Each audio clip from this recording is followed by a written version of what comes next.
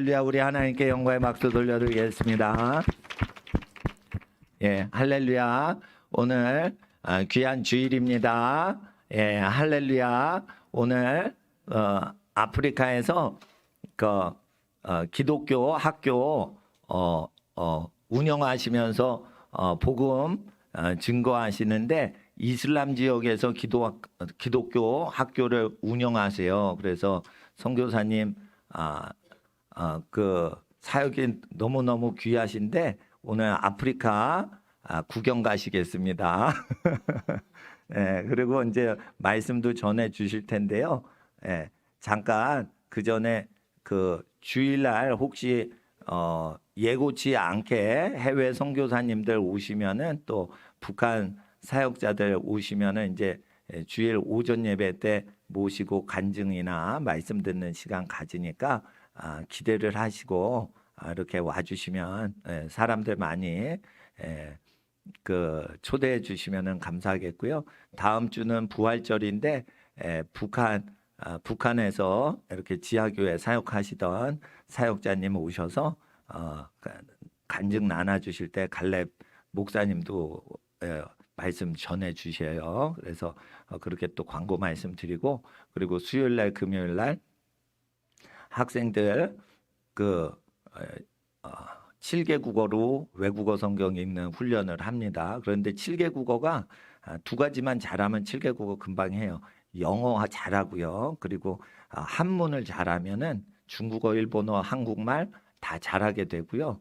영어를 잘하고 라틴어를 잘하면 서양 언어 10가지 그냥 쉽게 할 수 있습니다. 그래서 10몇 가지도 쉽게 할 수 있는데 제일 중요한 게 영어하고 한문 공부하는데 그거 이제 공부합니다. 그래서 그 저희가 수준을 높게 하고 있어요. 그래서 석사 박사 학위 수준까지 지금 다 하고 초등학교 때 그걸 끝내 드리려고 그래요. 초등학교 때 공부 안 하잖아요, 학생들. 그러니까 석박사 준비 그때 다 하는데 무료로 하는데 감사한 것은 어머님들, 할머님들께서 같이 공부를 해주시니까 너무 감사해요. 예. 그러면은 이제 자녀들도 같이 공부를 하죠. 그러니까 국제 제자 훈련은 그냥 외국어, 성경 읽기 공부하면서 이렇게 하는데 홈스쿨하는 학생들 그렇게 참여 계속 해주시고요. 그리고 학교 다니는 학생들 위해서는 수요일 거는 인터넷에 올리는 걸로 제가 알고 있어요. 금요일 거는 참여하시라고 방영을 안 해요. 그 프린트도 받아 가시라고 오시라고 그렇게 하는데 방학 때는 또 이렇게 오픈해서 다 합니다. 그렇게 광고 말씀드리고요. 다 무료니까 그렇게 아시게 시면 되시겠어요. 그리고 헌금은 그 매달 저희가 그 월세를 다 내고 그렇게 잘 운영이 되기 때문에 가족 중에 친구 중에 고향 교회 또 미자리 교회나 저 해외 선교사님 생활이 어려우시면 안 되니까 먼저 다 보내시고 그냥 저희 교회는 그냥 무료로 오세요. 근데 뭐 고아도 모르겠고 선교사님 아는 분도 없고 농촌 목사님도 모르겠고 뭐 다 모르겠다 이러시는 분들은 편안하게 내시면 그 교회 운영비 다 쓰고 또 저희 선교사님들 저기 후원하고 그런데 또 쓰겠습니다. 그러니까 편안하게 하시되 먼저는 친족 중에나 고향 교회 어려우신 거는 꼭 체크를 하시고 거기다 11조나 다 헌금 보내시고 먼저 오실 생각을 그렇게 해주시고 그래도 이 교회가 안 망한다는 걸 하나님 앞에서 예수님이 보여주시기 때문에 그렇게 아시고 그래서 미자리 교회나 다른 교회 다 우리 교회다 이런 생각으로 다니시면 되시겠어요. 그리고 고아는 교회는 아니지만 고아한테 도와주면 하나님께 드린 걸로 기록이 돼 있어요. 구약 성경에. 그래서 고아가 많지는 않을지 몰라도 고아 어린이들이 있으면은 11조 거기다 보내주시고 그리고 그냥 오셔도 되세요. 저희 교회 내신 거나 그래서 다른 데 내셔도 저희는 똑같이 선교사님 저희 목사님들 다 기도 그렇게 해드립니다. 그래서 친척분들 저 헌신자들 계시면은 항상 신경 써주시면 감사하겠습니다. 그래서 이제 선교사님 외부 귀빈 오셨을 때는 헌금기도 약간 먼저 하는 게 좋을 것 같아서 잠깐 헌금기도 하겠습니다. 거룩하신 아버지 하나님, 하나님께 헌금을 드립니다. 저희는 모든 교회가 하나입니다. 어려운 교회 있으면 우리 교회 이온이 모든 농어촌 교회 어렵거나 성도님들 아시는 선교사님들 생활 어려우신 분들 극빈국에 고생하시는데 한 분도 없게 하시고 복음을 증거하시고 성경 교육하시는 모든 것에 재정이 넘치도록 주님께서 복 위에 복을 내려 주시옵소서. 또한 드리고 바친 모든 성도의 가정과 기업과 사업에 복을 주시고 자녀들에게 복을 주시고 아버지 하나님 그 산업이 대를 이어 산업이 복을 끼치는 귀한 복으로 모든 집안의 기업이 회복되게 하시고 희년의 복으로 갚아 주시옵소서. 모든 것 주님께 바치오며 거룩하신 예수님의 이름으로 모든 성도의 가정 축복하며 기도드립니다. 아멘.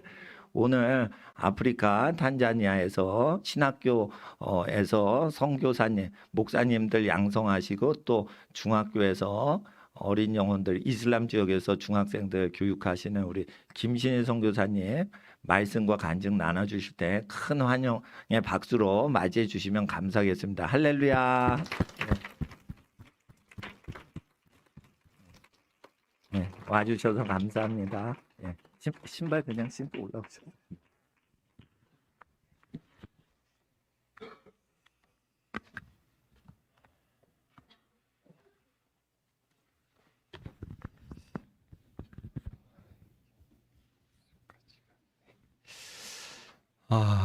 만나서 반갑습니다.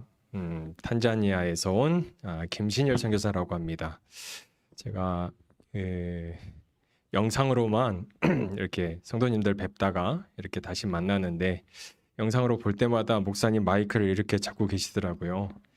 예전에는 좀 조그만한 그런 마이크였는데 긴 마이크를 나도 나중에 가서 잡으면 어떻게 잡아야 되나 그런 생각을 좀 했었는데 드디어 잡아봅니다. 네, 잠깐 기도하시고 제가 말씀 같이 나누겠습니다. 하나님 은혜를 감사합니다. 주님의 부활을 기념하는 이 귀한 주일, 하나님의 말씀을 듣고 그리스도가 왜 이 땅에 오셨는지 그 은혜와 그 성령의 감동을 받고자 함께 모였습니다. 두세 사람뿐만 아니라 이 자리에 모인 저희 모두에게 저희의 마음을 기경하는 믿음의 시간 될 수 있도록 하나님 함께하여 주시옵소서. 우리의 마음이 하나님의 말씀을 받아 30배, 60배, 100배 맺는 열매 맺는 믿음의 마음 될 수 있도록 성령 하나님께서 우리를 주장하여 주시옵소서. 혹여 우리의 육체와 우리의 마음과 우리의 영혼 가운데 하나님 앞에 불미스러운 것들이 있었다면, 죄악들이 있었다면 하나님 깨끗하게 씻어주시고 미쁘시고 의로우신 하나님이 우리의 죄의 고백 가운데 죄사함으로 역사하신다고 약속하여 주셨사오니 하나님 우리를 깨끗하게 하여 주시사 말씀을 받아 이 말씀이 우리 안에 분명한 삶의 열매로 드러날 수 있도록 하나님 인도하여 주시옵소서. 예수님의 이름으로 기도드립니다. 아멘. 지난주 금요일 새벽이었습니다. 이제 일어날까 말까 뒤척이고 있는 그 순간에 벨이 띠리리리 울립니다. 이 시간에 전화 올 사람이 없는데 누구지 하고 보니까 우리 이동호 목사님이 전화를 하셨더라고요. 일주일 동안 이제 저희 신학교 강의가 있어서 강의를 마치는 마지막 날인데 이제 일주일 내내 아침에 시작해서 저녁까지 끝나는 시간을 한 계산을 해보면 하루에 한 8시간 이제 강의를 합니다. 강의를 하고 이제 금요일 드디어 끝나는 날이다. 이제 마지막 강의를 마치고 테스트를 하고 이제 한국 간다. 3년 만에. 그래서 들뜬 마음으로 아침에 이렇게 하고 있는데 목사님이 전화 오셔서 토요일날 저녁에 토요일날 도착하시죠? 네 목사님. 그러면 주일날 알아서 설교하시죠. 목사님 항상 할 때 우리 기회하신 우리 선교사님이 하는데 좀 몸둘 바를 모르겠는데 네 알겠습니다 목사님 제가 가겠습니다. 근데 원래 계획은 이건 아니었어요. 제가 막 이제 도착하는 시간을 이제 계산을 해보니까 이제 딱 도착하면 이발을 할 수 있겠구나 가서. 제가 지금 한 두 달, 세 달, 세 달 정도 이제 이발을 못한 상태인데 가자마자 제일 하고 싶었던 거는 미장원에 가서 이발을 하고 싶었는데 도저히 시간이 안 돼서 못 하고 왔는데 괜찮습니까 몰골이? 네, 괜찮죠? 네. 네. 그래서 또 부랴부랴 또 어제 저녁에 도착하고 또 여러분들 만나 뵙게 돼서 이렇게 너무 반갑고요. 탄자니아에 다시 들어간 지가 한 2000년 중반에 들어갔으니까 3년 만에 다시 뵙는데 앞에서 보니까 모르는 얼굴들은 좀 보이시고 또 봤던 우리 친구들은 너무 많이 컸네요. 네. 이 자리가 참 귀합니다. 제가 잠깐 안식년으로 나왔을 때 저희 아이들이 딸이 둘이 있는데 요 앞에서 예배를 드려요. 예배를 드리는데 아빠 혼자 가니까 아이들이 제일 부러워했던 거는 바로 이 자리입니다, 여러분. 여러분들은 매주 나오시니까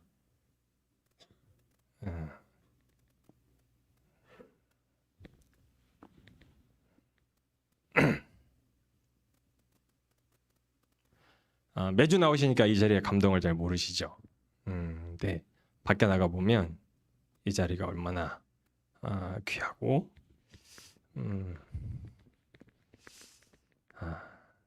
어제 저녁에 비행기 내려서 이제 서울 본가로 가는데 차를 타고 이렇게 막 가는데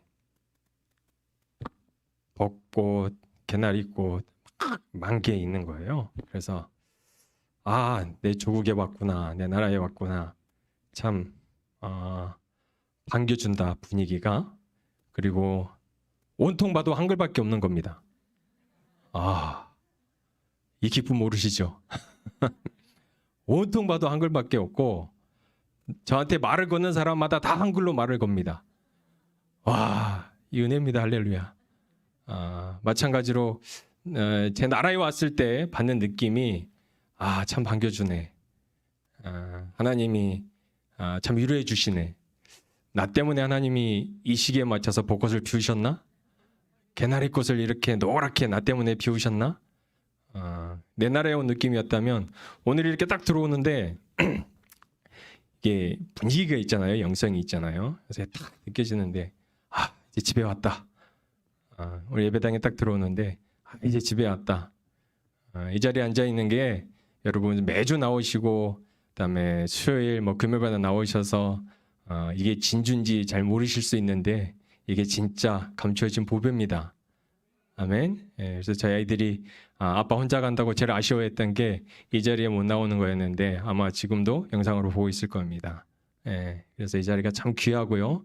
또 이 귀한 자리에서 또 저희 사역의 이야기를 같이 나눌 수 있는 이 은혜를 주셔서 하나님 아버지께 감사드리고 또 우리 이동훈 목사님께 깊은 감사드립니다. 먼저 오늘 탄자니아에서 제가 어떻게 사역하고 있는지 그 사역을 잠깐 좀 PPT와 영상을 통해서 좀 말씀을 좀 같이 사역을 좀 같이 나누고자 합니다. 제가 말이 좀 뭐라 그럴까요? 정리가 안 될 수가 있어요. 이게 머리에서 지금 한 3가지 언어가 왔다 갔다 하거든요. 그리고 일주일 동안 또 현지 스왈리어로 하루 종일 이렇게 스왈리어로 이렇게 강의를 하다 보니까 언어 체계가 아직 한국어로 왔다 갔다 하는데 그걸 좀 감안해 주시고 좀 말이 꼬이신다. 그러면 선교사님은 원래 저래? 그렇게 생각하시고 좀 들어주시면 감사하겠습니다. 먼저 같이 좀 사역의 은혜들을 좀 같이 나누고요. 그 다음에 같이 나누고 싶은 말씀과 묵상들을 좀 같이 나누는 시간 좀 갖겠습니다. 우선 PPT를 준비해 왔는데 제 이름은 김신일 선교사고요. 지금 사역하고 있는 것은 탄자니아입니다. 2015년에 들어갔으니까 이제 올해로 9년, 그리고 내년 되면 이제 10년, 거의 10년 가까이 채워지는데 10년을 이제 탄자니아에서 생활을 하고 있고요. 밑에 거를 내려야 되나요? 탄자니아에서 어떤 사역을 하고 있느냐? 이게 와서 어떤 사역에 대한 이야기를 나눠야 되는데 그럼 좀 정리를 해야 될 거 아니에요? 어떤 사역을 하고 있다. 근데 정리를 하다 보니까 이제 3가지가 되더라고요. 사역의 총 카테고리를 3가지로 제가 하고 있더라고요. 저도 몰랐습니다. 저도 몰랐는데 이제 사역을 전달을 하고 사역을 같이 나누려고 정리를 하다 보니까 사역을 세 가지 종류로 하고 있더라고요. 카테고리에서. 자, 첫 번째는 이제 교육 사역입니다. 교육 사역을 하고 있는데 이렇게 보시면 제가 이제 일기 사역을 제 나름대로는 2015년에서 2019년까지를 일기 사역이라고 생각합니다. 이제 그때는 지금 보이시는 사진은 탄자니아의 이제 경제 수도인데요. 경제 수도인 다르살람에서 아이비 퍼스트 스쿨이라는 이 스쿨을 개교를 하고 이곳에서 아이들을 가르치고 아이들과 함께 한 4년 정도 사역을 했었습니다. 이 사역에 동참을 하면서 이 사역은 이제 건물이 한 반 정도 지어졌을 때 저희가 동참해서 이제 개교를 하고 학생들을 가르치고 선생님들을 양육하고 했었는데 이때 사역을 돌아보면 사역에 제가 끌려가는 느낌, 사역에 어떤 일이 앞에 있고 내가 뒤에 따라가는 느낌. 이유는 뭐 여러 가지가 있겠지만 저희가 탄자니아에 들어간 지도 얼마 되지도 않았고 또 사역이 진행되어 가고 있는 과정 중에 원래 담당하셨던 분이 포기를 하고 가셔서 저희가 이제 급하게 들어가는 바람에 많은 준비가 없이 현지 준비가 없이 들어가서 사역은 있는데 사역을 이루어내야 되다 보니까 이 사역에 계속 끌려가는 겁니다. 그래서 보통 아침에 일과를 한 5시에 시작하면 마치는 시간은 저녁 한 8시, 9시. 이제 건축이 한 중간 정도 되고 있어서 가자마자 건축하는 데 투입되고 또 시멘트도 발라보고 또 한국말로 공구리라 그러죠. 공구리도 해보고 더 타일도 깔아보고 생전 처음 해보는 것들을 했습니다. 그것뿐만 아니라 이제 선생님들도 양육을 해야 돼서 선생님들 양육을 하고 또 아이들을 모집해야 되니까 아이들도 모집하고 그래서 그렇게 한 4년 정도 사역을 하다 보니까 저희가 마지막 나올 때 사진이 이겁니다. 이런 사역을 하면서 하다 보니까 영적으로도 지키고 육적으로도 많이 지쳐 있을 상태에서 저희가 이제 1년 안식년을 갖겠다 하고 저희 후임으로 오신 분들에게 맡기고 나왔습니다. 맡기고 나와서 이제 만났던 분이 우리 이동호 목사님 만났죠. 우리 이동호 목사님 만나서 마음으로도 육체로도 영혼으로도 많은 공급을 받고 다시 나갈 힘이 생기더라고요. 그때는 솔직히 이때 안식년으로 나왔지만 저희를 파송했던 그 교회는 사임서를 쓰고 나온 겁니다. 더 이상 선교 사역을 못하겠구나. 몸이 너무 지치고 영혼이 지치고 모든 게 고갈이 되니까 나 이제 못하겠습니다. 하나님. 나 이제 못하겠습니다. 내가 잘하는 일도 아니고 또 내가 하고 싶은 일도 아니고 하나님 앞에 내가 사명을 받은 일도 아닌 것 같은데 새벽 5시부터 저녁 7시까지 이렇게 매여 있는 이 삶이 하나님 너무 지칩니다. 하나님 저 이제 안 할랍니다. 하고 사임서를 쓰고 공식적으로는 사임서를 쓰고 나온 겁니다. 그때 이제 이동호 목사님 만나서 다시 한번 재정비가 들어간 거죠. 한 1년 정도 재정비가 들어가면서 마음도 위로를 받고 육체도 다시 건강해지고 또 영혼도 다시 건강해지고 다시 들어갈 힘이 생겼습니다. 근데 다시 들어갈 힘이 생겨서 이제 들어가야 하는데 그때 한참 코로나 때문에 들어오지 마라 그랬거든요. 2020년 딱 중반입니다. 2020년 코로나 때문에 현지에서도 들어오지 마라. 현지 들어오지 마라. 여기서도 아시는 분들은 친구 목사님들 들어가지 마라. 이때가 아니다. 근데 들어갈 수 있는 힘이 생긴 겁니다. 그래서 들어가서 이제 이동을 한 곳이 지금 교육 사역을 계속 이어가고 있는데 이제 영재초등학교라고 그 전에 사역했던 곳은 인구가 한 1,200만 명 정도 됩니다. 그래서 서울 수도권 인구 정도 되죠. 그래서 사람들이 많고 또 경제 수도기 때문에 나름 발전한 도시였습니다. 근데 다시 이제 들어가는 2기 사역은 저기 이제 탄자니아 딱 중앙에 있는 도도마라는 도시로 이제 들어갔습니다. 들어갔을 때 이제 저희가 사역을 먼저 하고 계셨던 분이 계셨는데 사역을 하고 계셨던 분들이 지금 영재초등학교라는 이 초등학교를 개교를 하셔서 한 20년 정도 이제 운영을 하고 계셨어요. 선교사님 두 분이서 두 분이 하고 계셨는데 이제 초등학교가 잘 운영이 돼서 지금 아이들을 보면 아침 조회하는 모습이거든요. 이게 아침 조회하는 모습인데 다는 담지 못했어요. 사진 한 장에 다 들어오지 못해서 다지 못했는데 아침에 이렇게 조회를 하는데 다른 거 하는 게 아니라 아침에 모여서 예배드리는 겁니다. 아침에 예배드리고 찬양 세 곡하고 예배드리고 기도하고 이제 각 교실로 흩어져 있어요. 공부를 하는데 아침에 모여서 이렇게 예배드리는 모습입니다. 조회하는 모습인데 저희 학생들이 한 500명 정도 됩니다. 500명 정도. 유치원부터 이제 초등학교 7학년까지가 있는데 유치원부터 초등학교 7학년까지 한 500명 정도 되는데 이 500명 아이들을 아침마다 예배하고 수업마다 하루에 1시간씩 이제 바이블 스터디가 있어요. 그래서 교실에 들어가서 아이들을 가르치고 이렇게 합니다.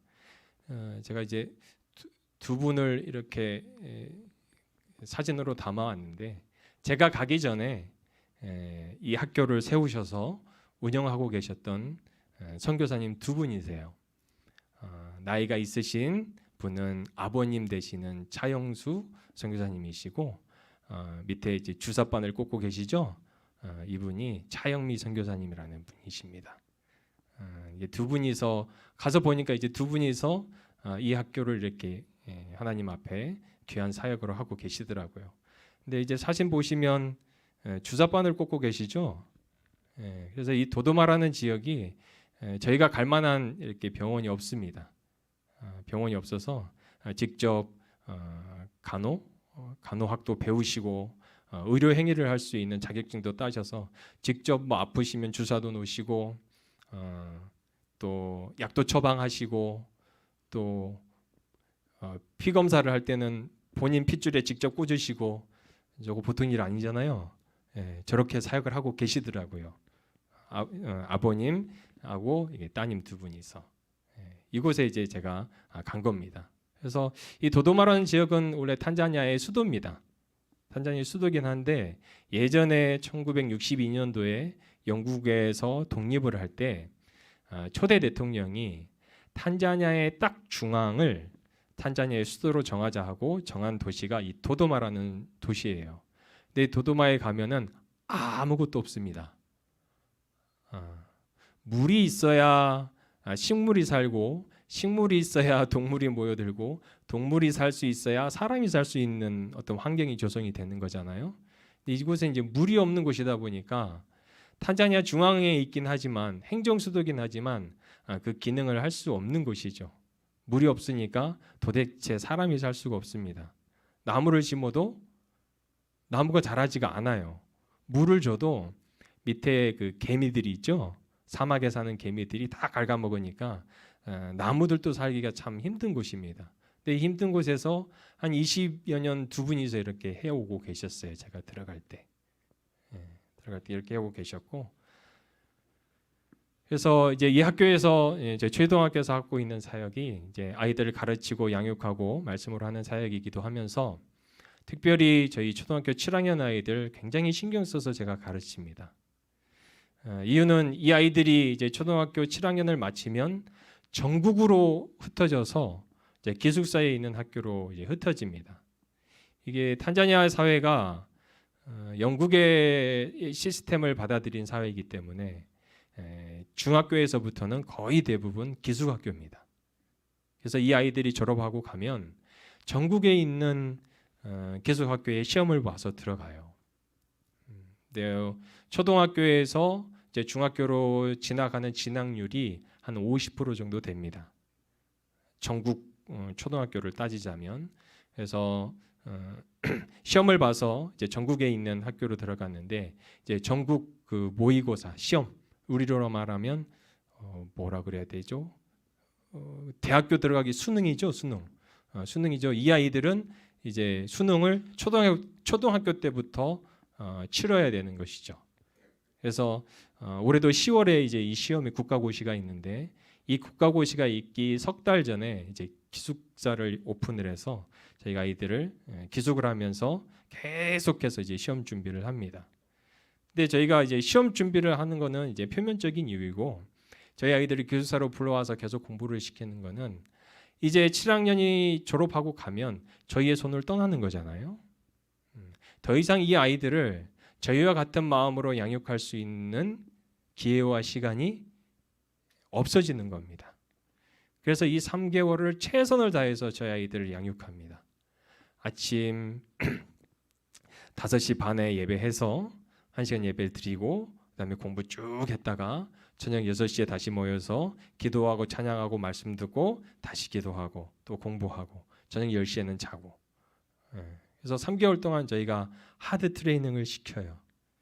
이제 이 3개월이 지나면 다시 볼 수 있는 그리고 저희의 어떤 영적인 영역 안에서 가르칠 수 있는 기회가 적기 때문에 이 3개월을 온 정성과 힘을 다해서 이 아이들이 다 쏟아냈습니다. 그리고 이제 10월이 되면 시험을 딱 보죠. 시험을 딱 보고 시험을 보고 난 다음에 한 달 정도 있으면 전국에서 학교 석차가 나옵니다.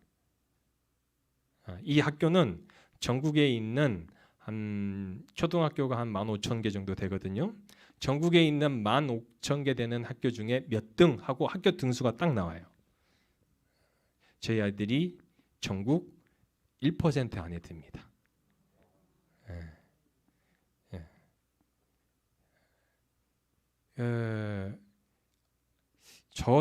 저도 그렇고 함께 사역하고 계신 선교사님도 그래요. 우리가 애들을 잘 가르쳐서 그런가? 아무리 생각해도 그런 건 같지는 않습니다. 왜요?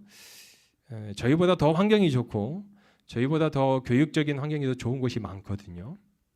특히 이제 다르살람 지역 같은 경우는 거의 뭐 해외에서 운영하고 있는 학교들이 많이 들어와서 이미 그 학교 시스템을 돌리고 있기 때문에 저희는 복사기 하나 돌리고 있으면 거기는 복사기가 한 10대 정도 되고 선생님들도 다 해외에서 모셔오고 그래서 저희보다 환경 좋고 교육적인 여건이 좋은 학교들이 정말 많습니다.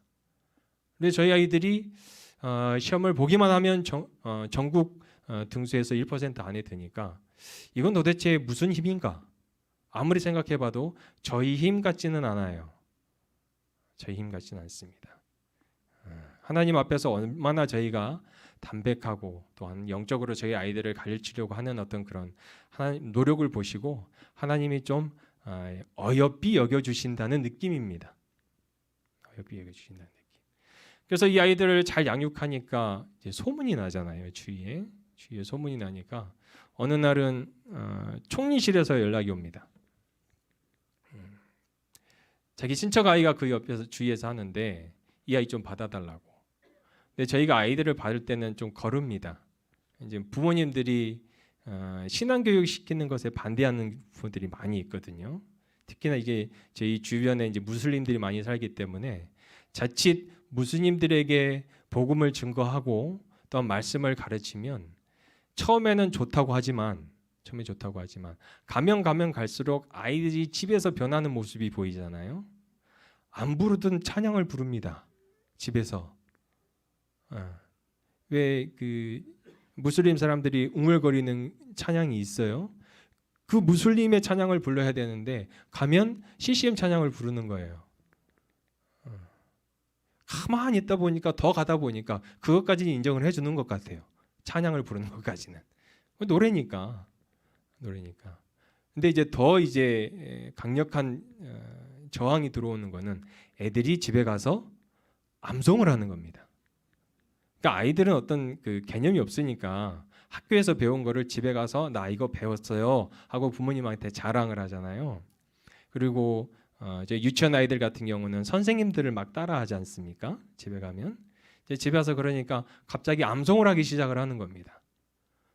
그것도 복음에 대한 암송. 하나님이 세상을 이처럼 사랑하셨던데 근데 독생자를 주셨다네. 무하마드가 아니라 독생자를 주셨다네. 이 독생자를 믿는 자마다 구원을 얻는다네. 부모님, 무슬림 부모님 입장에서는 이제 논 돌아가는 사건이 발생을 하는 거죠. 이제 그러면서 이제 자꾸 저희와 갈등을 일으키고 또 때로는 교육청에 신고를 해가지고 저를 괴롭히고 또 저희의 어떤 뭐 조그만의 실수가 있으면 이 실수를 이만큼 부풀려 가지고 지역사회에 고발을 하고, 그래서 저희가 아이들을 뽑을 때는 이렇게 좀 걸러요. 부모님들을 보고 그런 거에 거부감이 없으시냐, 그래서 각서를 받습니다. 각서를 받는데, 그래서 이제 아이들이 좀 인원이 제한이 되죠. 그래서 아무도 안 받다 보니까 오늘 이제 총리실에서 연락이 와요.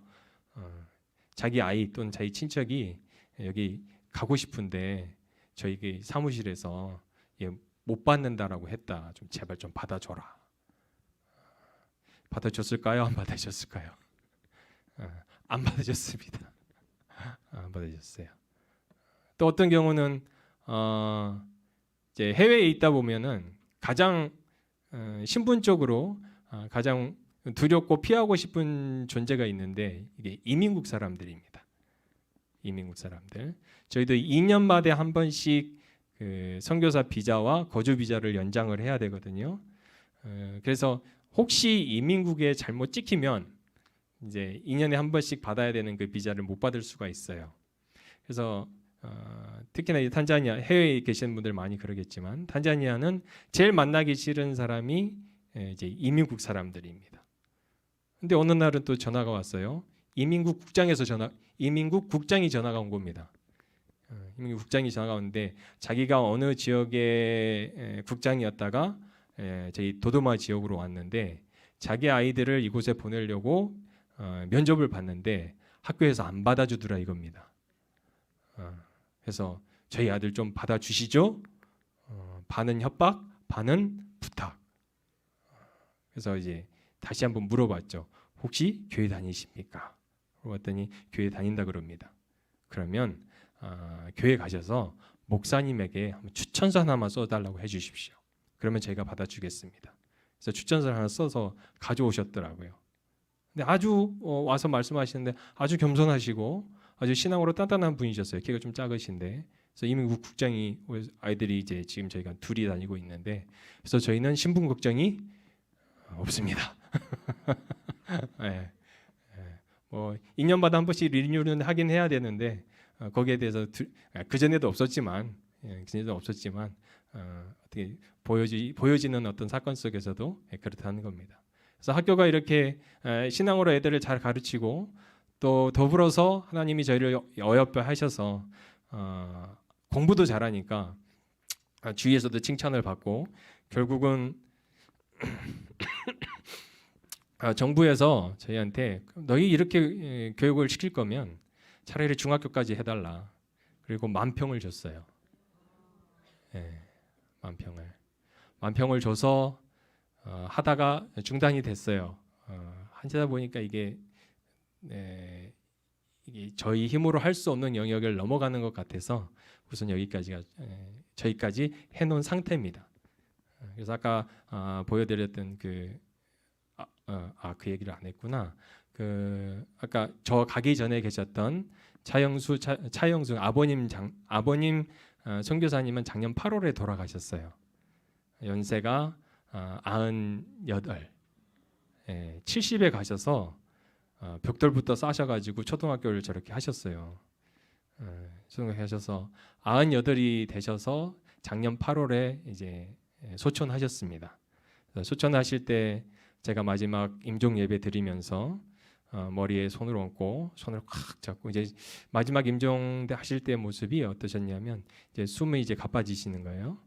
숨이 가빠지시고 의식은 없으시고 이제 임종의 때가 금방 올 것 같다. 그래서 제가 마지막 임종 예배 드리면서 손을 잡고 이제 이마에 손을 얹고 수고하신 몸 하나님 은혜롭게 받아달라고 그렇게 기도하면서 하는데 힘이 아무것도 없으셨는데 저 손을 꽉 잡으시더라고요. 그 의미가 뭘까? 저는 이제 새겨 보이는 거죠. 이제 나는 가네, 맡겨놓네, 뭐 이런 의미 아니셨을까요? 그래서 그렇게 보내드렸죠. 그래서 이제 그 따님 되시는 차영미 선교사님이 이제 이제 저희 중학교 부지하고 초등학교 부지가 따로 있어요. 이렇게 한 5분 정도. 그래서 초등학교는 이제 차영미 선교사님이 이제 계속 운행해 가시고 이제 제가 이제 저기에서 뭔가를 해야 되는데 할 일이 많이 있습니다. 그래서 저희한테 이제 만평을 주고 이 만평에 땅만 줄 테니까 다른 건 알아서 하라는 겁니다. 아니 땅도 줬으면 우리가 그렇게 잘하는 걸 알았으면 아니 좀 건축비도 주면서 사람도 좀 붙여주고 그러면 좋은데 땅만 줄게 나머지는 알아서 해 뭐 이런 거죠. 예, 그래서 어쨌든 저 정도로 해서 제가 교육 사역을 이제 계속 이어가야 되고요. 솔직히 제가 일기 사역 때 교육 사역을 해봐서 아는 경험해봐서 이게 몸으로 익숙해지고 또 청교지에서 이루어지고 있고 또 한국 교회와 또 관계된 교회에 관계돼서 이렇게 보여지는 사역이잖아요. 이 사역 자체가 보여지는 사역입니다. 보여지는 사역을 할 때는 많은 도움과 많은 후원들이 필요합니다. 이 후원을 어떻게 해야 되나? 그 전에 학교를 했을 때는 후원 재단을 만들어서 그 학교를 건축을 하고 또 학교가 운영될 수 있는 어떤 여건들을 만들었어요. 그러다 보니까 결국 결과가 뭐로 나오냐면 제가 영혼도 지키고 제가 몸도 지치고 제가 영성도 떨어지고 그런 어떤 전반적인 쭉 내용을 보면은요 결국 사람의 일이 된다는 거예요. 후원 재단을 만들어서 많이 복음을 해서 빵빵하게 복음을 해서 이거 감동이 되시죠? 안 되세요? 보면 감동 안 되세요? 감동이 되시잖아요. 예. 이 교회에 저 교회 가가지고 후원 재단 만들어서요. 후원 재단을 만들어서 빵빵하게 할 수도 있는 일입니다. 그런데 왜 멈췄느냐? 그렇게 해서는 하나님께 영광이 안 되고요. 결국은 사람의 일이 되다 보니까 관계가 어그러지고 또 하는 사람은 지치게 되고 영성은 메말라다고.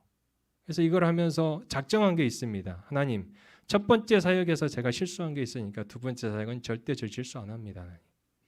되든 안 되든 하나님 갑니다. 후원재단 안 만듭니다. 그리고 이제 이걸 진행하려고 하고 있습니다. 그래서 솔직히 이게 보여지는 사역이고 들어가야 되는 어떤 에너지가 많기 때문에 저한테 본래 주신 체질, 영성에는 좀 안 맞아요. 이런 걸 하려다 보니까. 그래도 주어진 사역이기 때문에 하나님 한번 가지고 한번 가보겠습니다. 그런데 저 사람 힘 믿지 않고 하나님이 판 까셨으니까 하나님께서 한번 이끌어 주십시오. 이제는 제가 일을 쫓아가지 않겠습니다. 하나님 쫓아가겠습니다. 하나님 쫓아갈 테니까 하나님 한 발자국 한 발자국 보여주십시오. 그러면서 이제 진행되고 있는 사역이 이제 교육 사역입니다. 이제 첫 번째 카테고리가 이렇게 첫 번째 사역의 카테고리가 이제 교육 사역으로 진행이 되고 있고요. 두 번째 이제 사역의 카테고리는 바이블 아카데미.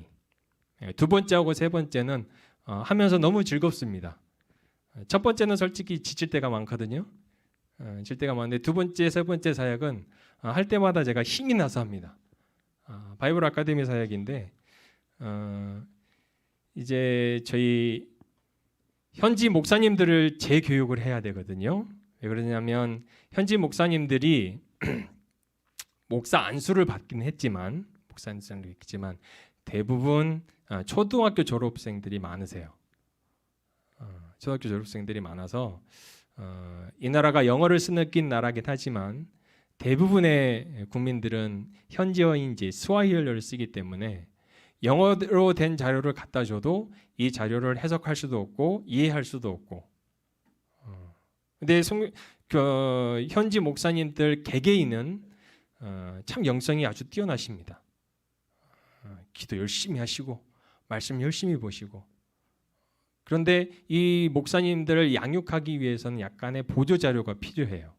근데 보조 자료를 어떻게 공급해야 되나? 보조 자료를. 그래서 이제 시작한 사역이 이제 문서 출판 사역입니다. 지금 계획이 성경 각권에 대한 목사님들 재교육을 위해서 성경 각권을 그러니까 주석이라고 하긴 뭐하고 성경 공부 교재라고 하겠습니다. 이제 성경 공부 교재를 현지어로 이렇게 편찬을 하는 사역이 필요하기 때문에 이 사역을 했습니다. 그래서 처음 나온 책이 이사야. 이게 한 78 한 80페이지 되나? 예, 한 80페이지 정도 되는 것 같아요. 그래서 이 책을 하나 이렇게 교재를 만들려면 여러 이제 영어 책을 수집을 하고 이 영어 책을 이제 맞게 이제 편집도 하고 이제 그것을 번역을 해서 이제 수활여러로 짠 나오는 겁니다. 그래서 이걸 딱 만들고 나서 너무 잡벅이라 그런가요? 잡벅이라 그런가요? 너무 이렇게 뿌듯한 거예요. 그래서 이걸 약간 옆에서 도와줬던 우리 현지 동역자들인데 형제, 야 우리 기념으로 사진 하나 찍자. 그러니까 처음에 사진 찍은 겁니다. 그래서 번역 사역을 시작을 해서 문서 출판 사역을 시작해서 지금 이제 3권의 책이 나왔습니다. 가운데 있는 게 이제 이사야 처음 출판한 책이고 두 번째가 이제 에제키엘인데 에스겔서에 나왔고 이번에 마지막으로 나온 책이 이제 마태복음. 그래서 한국 올 때 이 3권의 책을 다 챙겨 오려고 다 가져왔어요. 가져왔는데 제가 오기 전에 이제 신학교에서 강의를 하고 왔다 그랬잖아요. 강의를 하러 갔는데 이 책을 출판해서 이렇게 이제 신학교에 가서 이제 우리 신학생 이분들은 이제 신학생들이고 이제 도도마에서는 이제 현지 목사님들을 가르치는데 이제 신학교입니다.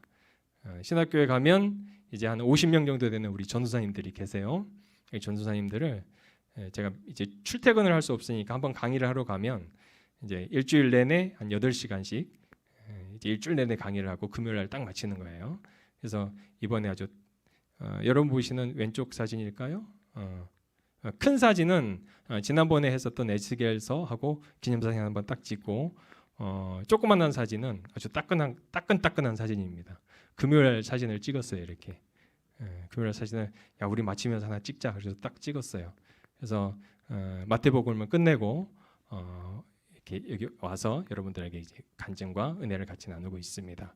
그래서 이 3권을 다 가지고 와서 목사님 저 이거 번역했습니다. 이제 저도 이제 사람이다 보니까 칭찬받고 싶잖아요. 칭찬받고 싶어서 목사님한테 딱 들려 가져왔는데 마태복음을 제가 못 가져왔어요. 못 가져왔는데 이제 안 들어도 되는 이제 신학생들이 너무 많이 들어와가지고 그분들한테 다 주고 오다 보니까 마지막 책은 못 가져왔고 그래서 이렇게 바이블 아카데미 사역으로 이제 문서 사역하고 이제 신학교 사역 그리고 목회자들 재교육하는 사역을 이렇게 하고 있습니다. 그럼과 동시에 이제 교회가 필요하니까 이제 교회 개척 사역도 해야 돼요. 이 교회 개척 사역은 이제 구제 사역과 같이 가는 사역입니다. 보시면 이제 조금만 외곽으로 나가면 이런 교회들이 많이 있어요. 보시면 강대상이 떼약볕 아래 놓여져 있고 성도들하고 지금 강대상에서 계시는 분은 이게 찬양 인도하시는 분 같고 이게 성도들은 이렇게 앉아 있는데 이게 예배당입니다. 이게 나무가 무아루바인이라는 나무인데 스왈리어로 40이라는 나무예요. 40. 이 나무가 40가지의 뭐 약 효능이 있다. 그래서 이게 무아루바인인데 그늘이 아주 좋습니다. 그래서 시골에 가면 저희 도도마는 물이 없다고 그랬잖아요. 근데 가끔 이렇게 나무 하나가 꿋꿋하게 살아 있을 때가 있어요. 그러니까 성도들이 주일에 이렇게 모이는 겁니다. 그래서 떼약볕에 강대상 놓고 찬양을 하고 성도들은 나무 그늘 밑에다가 의자 쭉 내려놓고 거기서 찬양하고 기도하고 예배 이렇게 몇 시간 드리냐면 약 3시간 드립니다. 여기서 이렇게. 그러니까 처음에 여기 가서 예배 드리면은 처음에는 그늘에 앉잖아요. 해가 동해서 서로 움직입니다. 그래서 처음에 앉았던 분이 그늘에 앉고 그늘에 앉았다면 이제 나중에 가면 갈수록 이제 햇볕을 받고 처음에 햇볕 아래 앉았던 분들은 시간이 가면 갈수록 이제 그늘로 들어오고 이제 그런 이제 시골 교회예요. 그래서 이런 교회가 시골로 가면 많이 있어요. 이 교회를 제가 어떻게 이제 하냐? 이제 이 교회보다 조금 더 발전된 교회가 이런 교회입니다. 이제 나무로 얼기설기 이렇게 지붕 이렇게 얼굴에 석여놨죠. 근데 이건 교회다라는 표시하기 위해 십자가는 달아놨습니다. 그리고 앞에 보이시는 저게 양은 뭐라고 해야 되지? 저 한국 원래 저거 지붕이거든요. 지붕. 지붕을 그냥 뜯어다가 지붕을 뜯어다가 이제 강대상이 있는 이런 이 뒤에는 막혀 있어야 되니까 뒤에만 막아 놓은 겁니다. 뒤에만 막아 놓고 또 여기 지붕을 보시면 천은 한쪽에는 있고 한쪽에는 없어요. 한쪽에는 없어요. 제가 극한 상황을 보여드리려고 가져온 게 아니라 대부분 이래요. 대부분 이래요. 그래서 돈이 조금 생기면 이쪽에다 조금 더 붙이고 이쪽에다 조금 더 붙이고. 그래서 이런 교회들을 교회 건물 예배당이죠. 이제 예배당을 다시 지어주는 이제 사역을 하는데 이제 어떻게 하냐면 우선은 성도들한테 저희가 다 해주면 하나부터 열까지 다 해주면 그것도 은혜가 안 됩니다. 그래서 제가 해줄 수 있는 영역이니까 교회 성도들이 이건 하십시오라고 하는 게 이제 널려 있는 게 이런 진흙이니까 진흙으로 벽돌을 구우라 그래요. 진흙으로 벽돌을 구면 이제 우리 성도들이 와서 이제 벽돌을 굽고 이렇게 이제 완성을 하는 거죠. 그래서 밑에 바닥은 시멘트 벽돌로 이렇게 기초는 튼튼하게 해야 되니까 기초를 놓게 해주고 그 기초 위에다가 성도들이 구운 이 벽돌을 쌓게 하고 이 벽돌을 다 쌓고 나면은 이제 위에 지붕이 있죠. 지붕 저리 캔치라 그러는데 지붕을 올리고 그 위에다가 이제 지붕을 씌우면 이런 예배당이 됩니다. 그러니까 그 전에 이제 나무 아래에서 드리거나 아니면은 나무로 얼기설기해서 지은 거기서 예배를 드리면 햇빛이 있으면 햇빛이 있는 대로, 비가 오면 비가 오는 대로, 바람이 불면 바람이 있는 대로 뭐 그것도 은혜가 될 수 있지만 예배를 모여서 드리는 공예배를 온전하게 드리기 위해서는 최소한의 여건은 이 정도는 돼야 되겠다 해서 이런 예배당을 건축해 주는 사역을 계속 진행하고 있습니다. 그래서 마지막 영상이 2개가 있거든요. 영상이 2개가 있는데 그 예배당 안에서 어떻게 예배 드리고 있는지 성도들이 그 예배 영상을 한 2개 정도. 첫 번째 영상은 나무 그늘 아래에서 나무 그늘 예배당 나무 그늘 예배당에서 예배드리는 모습이고, 두 번째 영상은 이제 이게 다 건축이 되었을 때 이 안에서 어떻게 예배를 드리는지 영상이 2개가 있거든요. 마지막으로 그 2 영상을 보시고 저희 사역에 대해서는 이 정도로 보고를 하겠습니다. 네, 틀어주세요. 네.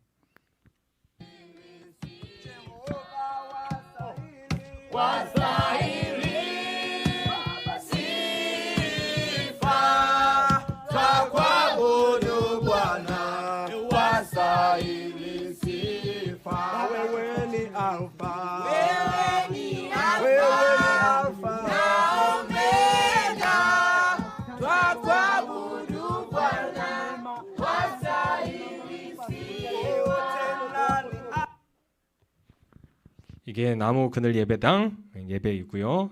건축을 하면 이렇게 이제 예배를 드린다는 거 다음 영상이 보여드릴 겁니다.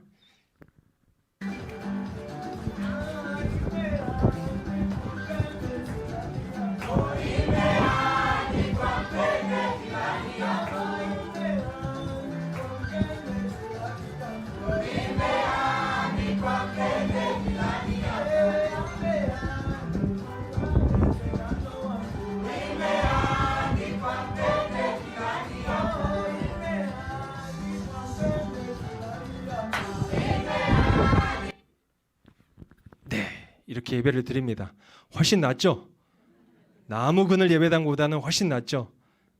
저희가 보기에는 뭐 별거 없는 것처럼 보이지만 현지에서 그리고 시골에서 이 정도 교회면 부자 교회입니다. 이런 부자 교회들을 현지에 맞게 이렇게 개척해 가는 사역을 계속 해 나가고 있습니다. 그래서 여러분들이 혹시 TV에서 뭐 아프리카에 대한 뭐 내용이 나오신다든가 아니면은 뭐 흑인들을 보신다거나 그러면 이 사역자를 생각하시고 기도해 주시면 그 기도의 힘으로 제가 또 가서 또 열심히 또 사역하다가 또 뵙겠습니다. 네. 자, 오늘 말씀을 함께 나누고 싶은데 말씀은 이제 마태복음 5장 20절 한 절만 보겠습니다.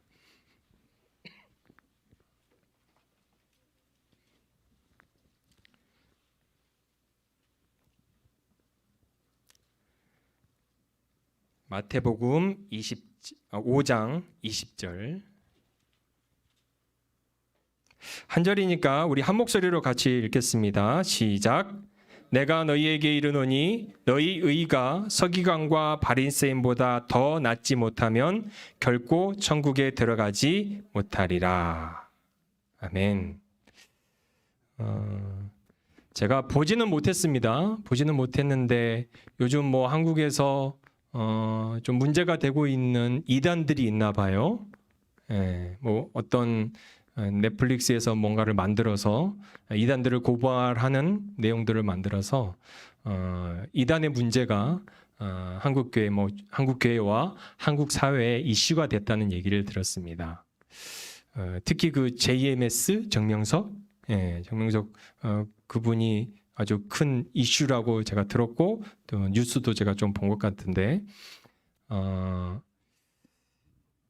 그 정명석과 관련돼서 JMS와 관련돼서 저도 좀 사연이 있습니다.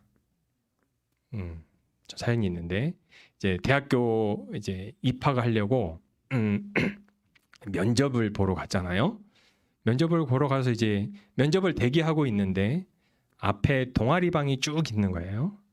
동아리방이 쭉 있는데 거기에 바이블 스터디라고 적혀 있더라고요. 여기는 뭐 하는 데일까? 바이블 스터디. 선배들한테 들은 얘기가 있어요. 대학에 가면 기독교 동아들이 좀 있는데 참 좋더라. 가봐라.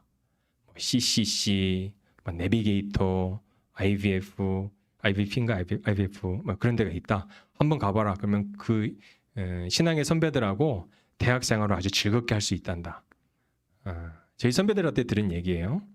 근데 내가 봤던 바이블 스터디라는 동아리는 없었는데 여기는 뭐 하는 데지? 좀 퀘스천이 몇 개가 있었어요.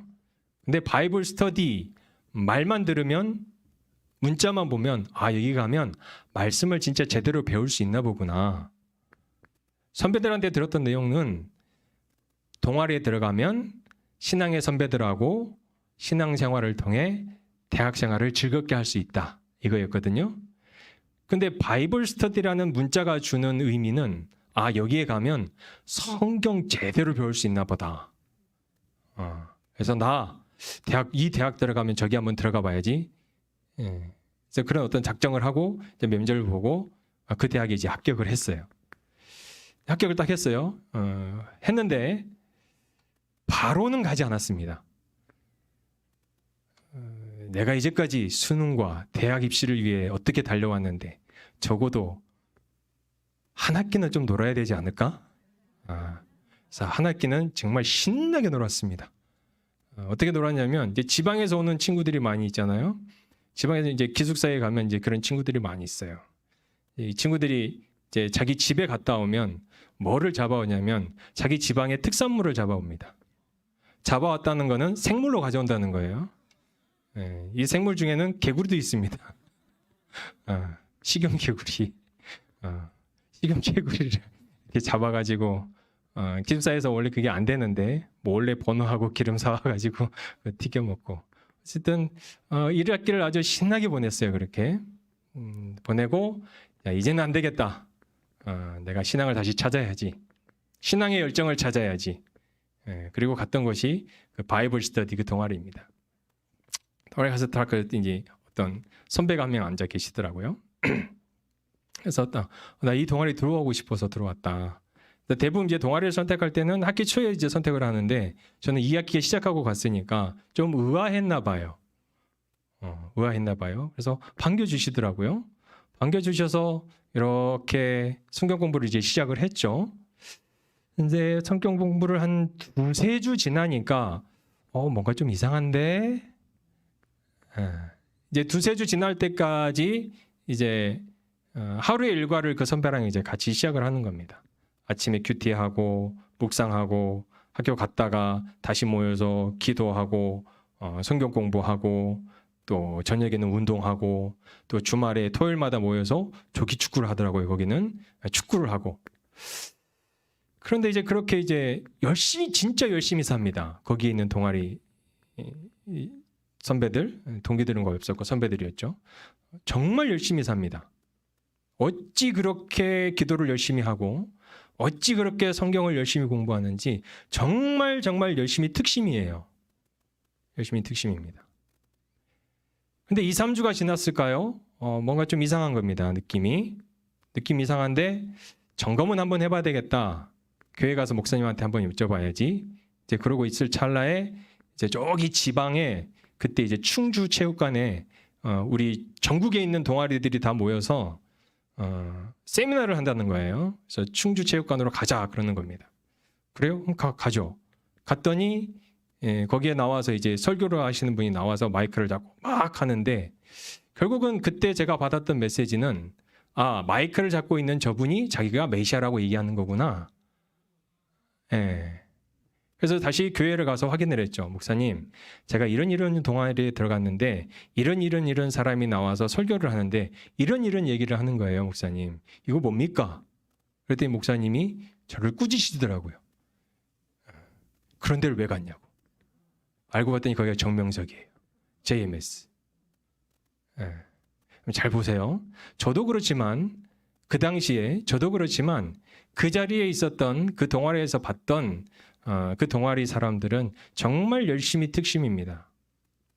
그냥 신앙생활 대충 하려고 하면은요 그런 데 갈 필요 없어요.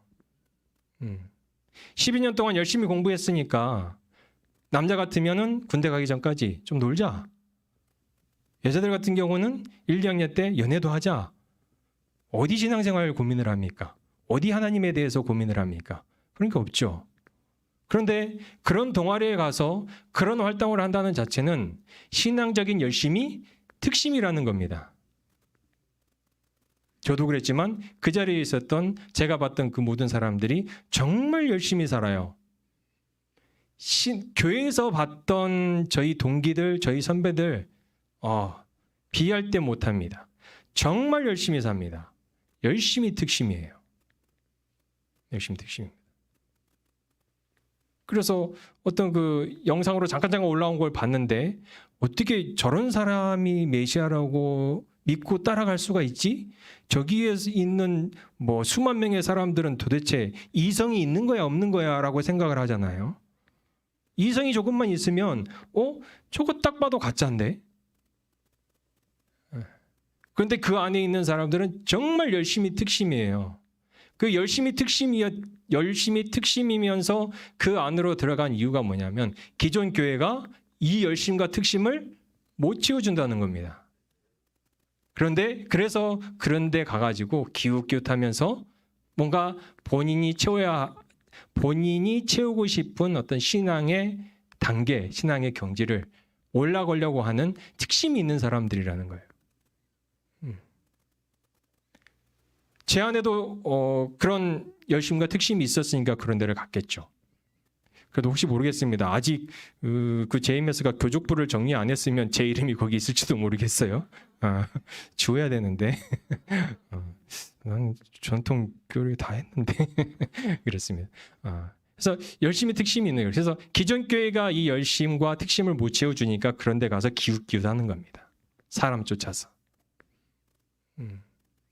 오늘 본문 말씀도 내가 너희에게 이르노니 너희 의가 서기관과 바리새인보다 더 낫지 못하면 결코 천국에 들어가지 못하리라. 이 5장 마태복음 5장 20절 말씀은 예수님께서 산에서 그 제자들에게 가르치신 말씀입니다. 4장 마지막 절에 보면 이런 내용이 있어요.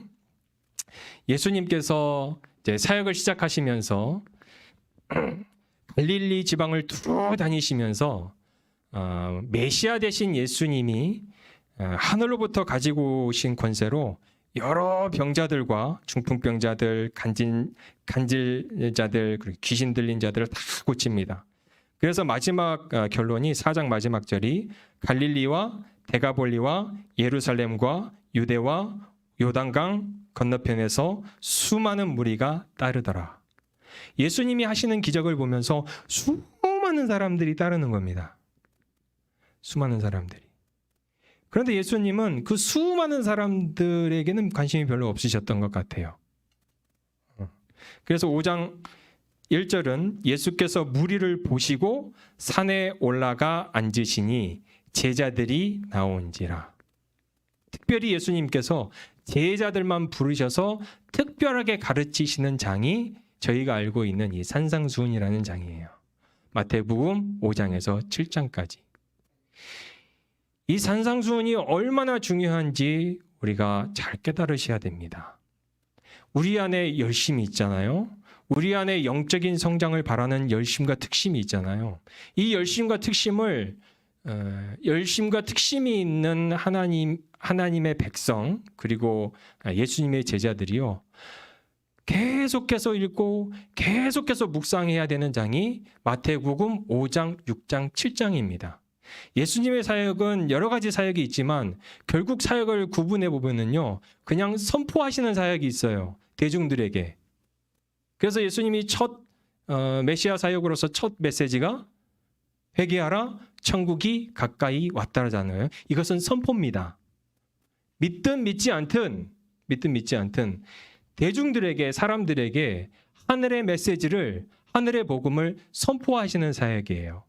그리고 예수님의 사역은 치료하시는 사역이 있습니다. 병자를 쫓아내는 사역이 있어요. 그리고 자연을 이렇게 자연을 지배하시는 사역도 있습니다. 병자를 치료하시거나 또 이렇게 자연을 지배하시거나 물 위를 걸으시거나 이런 사역은 예수님의 권세를 보여주시는 겁니다. 나 진짜 메시아야. 나 진짜 하나님의 아들이야. 그런데 이 마태복음 5장과 6장과 7장은요. 열심히 특심이 있는 믿음의 사람들에게 주시는 특별한 메시지예요. 선택된 믿음의 사람들.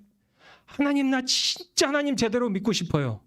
하나님 나 진짜 하나님 제대로 하나님 알고 싶어요. 하나님 저 정말 하나님 제대로 믿고 제대로 따르고 싶어요.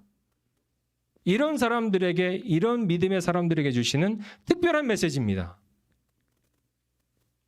그런데 산상수훈을 읽으실 때 놓치시지 말아야 될 게 있는데 산상수훈은요 한 덩어리예요. 한 덩어리. 그래서 5장부터 7장까지를 한 덩어리로 보셔야지 산상수훈이 이야기하고 있는 진짜 의미가 보여요. 진짜 의미가.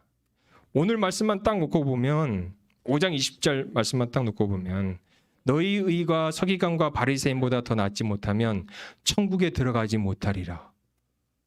이 말씀만 딱 놓고 보면은요. 이건 도대체 나는 어떻게 살아야 돼? 네. 왜요? 서기관들과 바리새인들은 저희보다 더 거룩한 사람들이에요. 아직도 유대인들이 가고 있는 영적인 거룩함. 그게 비록 육적인 거룩하긴 하지만 아니 도대체 어떻게 살아야지? 도대체 어떻게 살아야지? 천국에 들어갈 수 있다는 거야. 퀘스천만 한 100개 뜹니다. 한 절만 놓고 보면. 그래서 특별히 하나님을 정말 제대로 믿고 하나님을 정말 제대로 믿고 따라가려고 하는 믿음의 신자들은 이 산상수훈을 한 덩어리로 봐야 돼요. 한 덩어리. 이 한 덩어리의 시작이 어떻게 시작되냐면 팔복으로 시작을 합니다. 팔복. 팔복의 내용이 심령이 가난한 자는 복이 있나니 천국의 그들의 것이며 애통하는 자는 복이 있나니 그들이 위로를 받을 것이며 온유한 자는 복이 있나니 그들이 땅을 기업으로 받을 것이요 의에 줄이고 목마른 자는 복이 있나니 긍휼히 여기는 자는 복이 있나니 마음이 청결한 자는 복이 있나니 화평케 하는 자는 복이 있나니 마지막으로 의를 위하여 박해를 받는 자는 복이 있나니 이 8가지 복이 선포가 되잖아요. 그래서 이 산상수훈을 한 덩어리로 볼 때 팔복기에 가지고 있는 의미가 뭐냐면 우리 이미 복 받았다는 겁니다. 다시 한번 말씀드릴게요. 뭐 하나하나 전체를 보고 싶어서 하나하나를 해석을 안 하겠습니다. 팔복이 얘기해주고 있는 뭐는 무슨 말이냐면 우리 이미 복 받았다는 겁니다. 어떤 해석은 이렇게 해석을 합니다. 예를 들면 심령이 가난한 자는 복이 있나니 천국이 그들의 것이며 그러면 내 심령이 가난해져야지 그때야 복이 받는구나. 이렇게 문자적으로 해석을 합니다. 그리고 애통해야지 그때야 복을 받는구나. 행위가 먼저예요. 행위가 먼저예요. 복 받으려면 내가 이렇게 해야 되구나. 복 받으려면 이렇게 해야 되구나. 아닙니다. 먼저 뭐라고 말씀을 선포하고 있냐면요. 너희 복 받았다라고 선포를 하고 있습니다. 너희 이미 복 받았다. 이거를 이제 뭐 문자적으로 그다음에 문법적으로 해석을 하면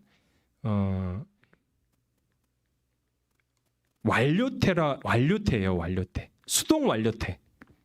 수동 완료태라는 말이 가진 의미가 이겁니다. 수동. 내가 뭐 하지 않아도 하나님의 은혜로 이미 주어졌다는 겁니다. 완료적으로. 그래서 헬라 말은 마카리오이라고 해요. 마카리오이. 이거를 문법적으로는 수동 완료라고 해석을 하거든요. 근데 저는 이거를 문자적으로 수동 완료라고 해석하고 싶지 않아요. 다른 표현이 있거든요. 그거는 혹격이라는 표현이 있습니다. 혹격. 혹격이 뭐냐면은 부르는 거예요. 누군가의 이름을 부르거나 김신일, 너 누구야? 뭐야? 이게 부르는 거죠. 혹격이라고 그러거든요. 혹격이라는 건데 이 혹격은 다른 말로 얘기하면은 선포를 하는 겁니다. 선포. 그래서 저는 이걸 해석을 할 때 당신의 해석은 뭡니까? 라고 할 때는 저는 혹격으로 해석을 해요. 그래서 복 받았다가 아니라 너희 복 받았다. 너희 이미 복 받았다 이겁니다. 너희 이미 복 받았다. 그러면서 이제 이 팔복이 가지고 있는 이미지는 이겁니다. 이미지는 이건데 마음이 어떻게 표현을 할까 이제 고민하다 이걸 해봤어요. 왜 왕정시대 때 왕이 누군가 신하를 부르면 신하가 왕 앞에 이렇게 서 있습니까? 아니면 납작 엎드려 있습니까? 납작 엎드려 있죠. 마음이 가난하다는 표현은 이런 표현이에요. 하나님이 나를 특별히 부르신 겁니다. 열심히 특심이 있는 믿음의 사람들에게 주는 메시지라 그랬잖아요. 그래서 하나님이 나를 특별히 부르시는 거예요. 그래서 하나님 앞에 내가 딱 섰는데 내가 마음이 가난해져가지고 하나님 앞에 나는 하나님 앞에서 아무것도 아닙니다라고 그냥 납작 엎드려 있는 상태입니다. 이게 심령이 가난하다는 말입니다. 그리고 애통하고 온유하다는 말은 전체적으로 얘기하냐면 이 왕 앞에 섰더니 내 안에 있는 죄와 세상에 있는 죄의 그 고통으로 말미암아 심장과 내 창자가 끊어지는 고통으로 그 앞에 있는 겁니다. 이렇게. 그리고 결국은 긍휼히 여기는 마음으로 넘어가면 긍휼히 여긴다는 말. 이 심장과 창자가 끊어지는 애통하는 마음으로 왕 앞에 딱 엎드려 있었더니 하나님께서 어떤 우리에게 사명을 주시고 명령을 주시고 어떤 영적인 힘을 주시는 겁니다. 긍휼히 여기는 마음을. 내 안에 있는 내 죄, 그리고 내게 눈에 보이는 세상의 죄를 위해서 뭔가를 움직이려 원하고 계시는 하나님의 마음. 그 마음으로 세상을 보는 마음이 청결한 마음입니다. 그래서 청결한 마음으로 세상을 보았더니 내 눈이 아니라 하나님의 눈으로 세상을 보게 되는 거죠. 내 눈이 아니라 하나님의 눈으로. 그래서 결국은 마지막은 이와 같이 선포를 합니다. 팔복이 의를 위하여 박해를 받는 자리에까지 나아가게 된다는 겁니다. 그러면 팔복을 잘 이미지로 한번 그려보십시오. 어떤 그림인지. 내가 하나님 앞에 납작 엎드려 있는 겁니다. 이렇게. 의에 줄이고 가난한 마음으로. 그래서 납작 엎드려 있는데 애통하고 온유한 마음이 내 안에 일어나는데 이 애통하고 온유한 마음은 내 죄와 세상의 죄를 보며 애통하고 창자가 끊어지는 마음으로 있었더니 하나님이 하나님의 마음과 하나님의 눈으로 세상을 보는 은혜를 주시는 겁니다. 그리고 결국은 의를 위하여 고난을 받는 자리에까지 나아가는 성도의 완성된 모습입니다. 아멘. 근데 이 완성이 앞으로 완성해 간다고요? 아니면 이미 복으로 우리에게 완성이 됐다고요? 됐다니까요.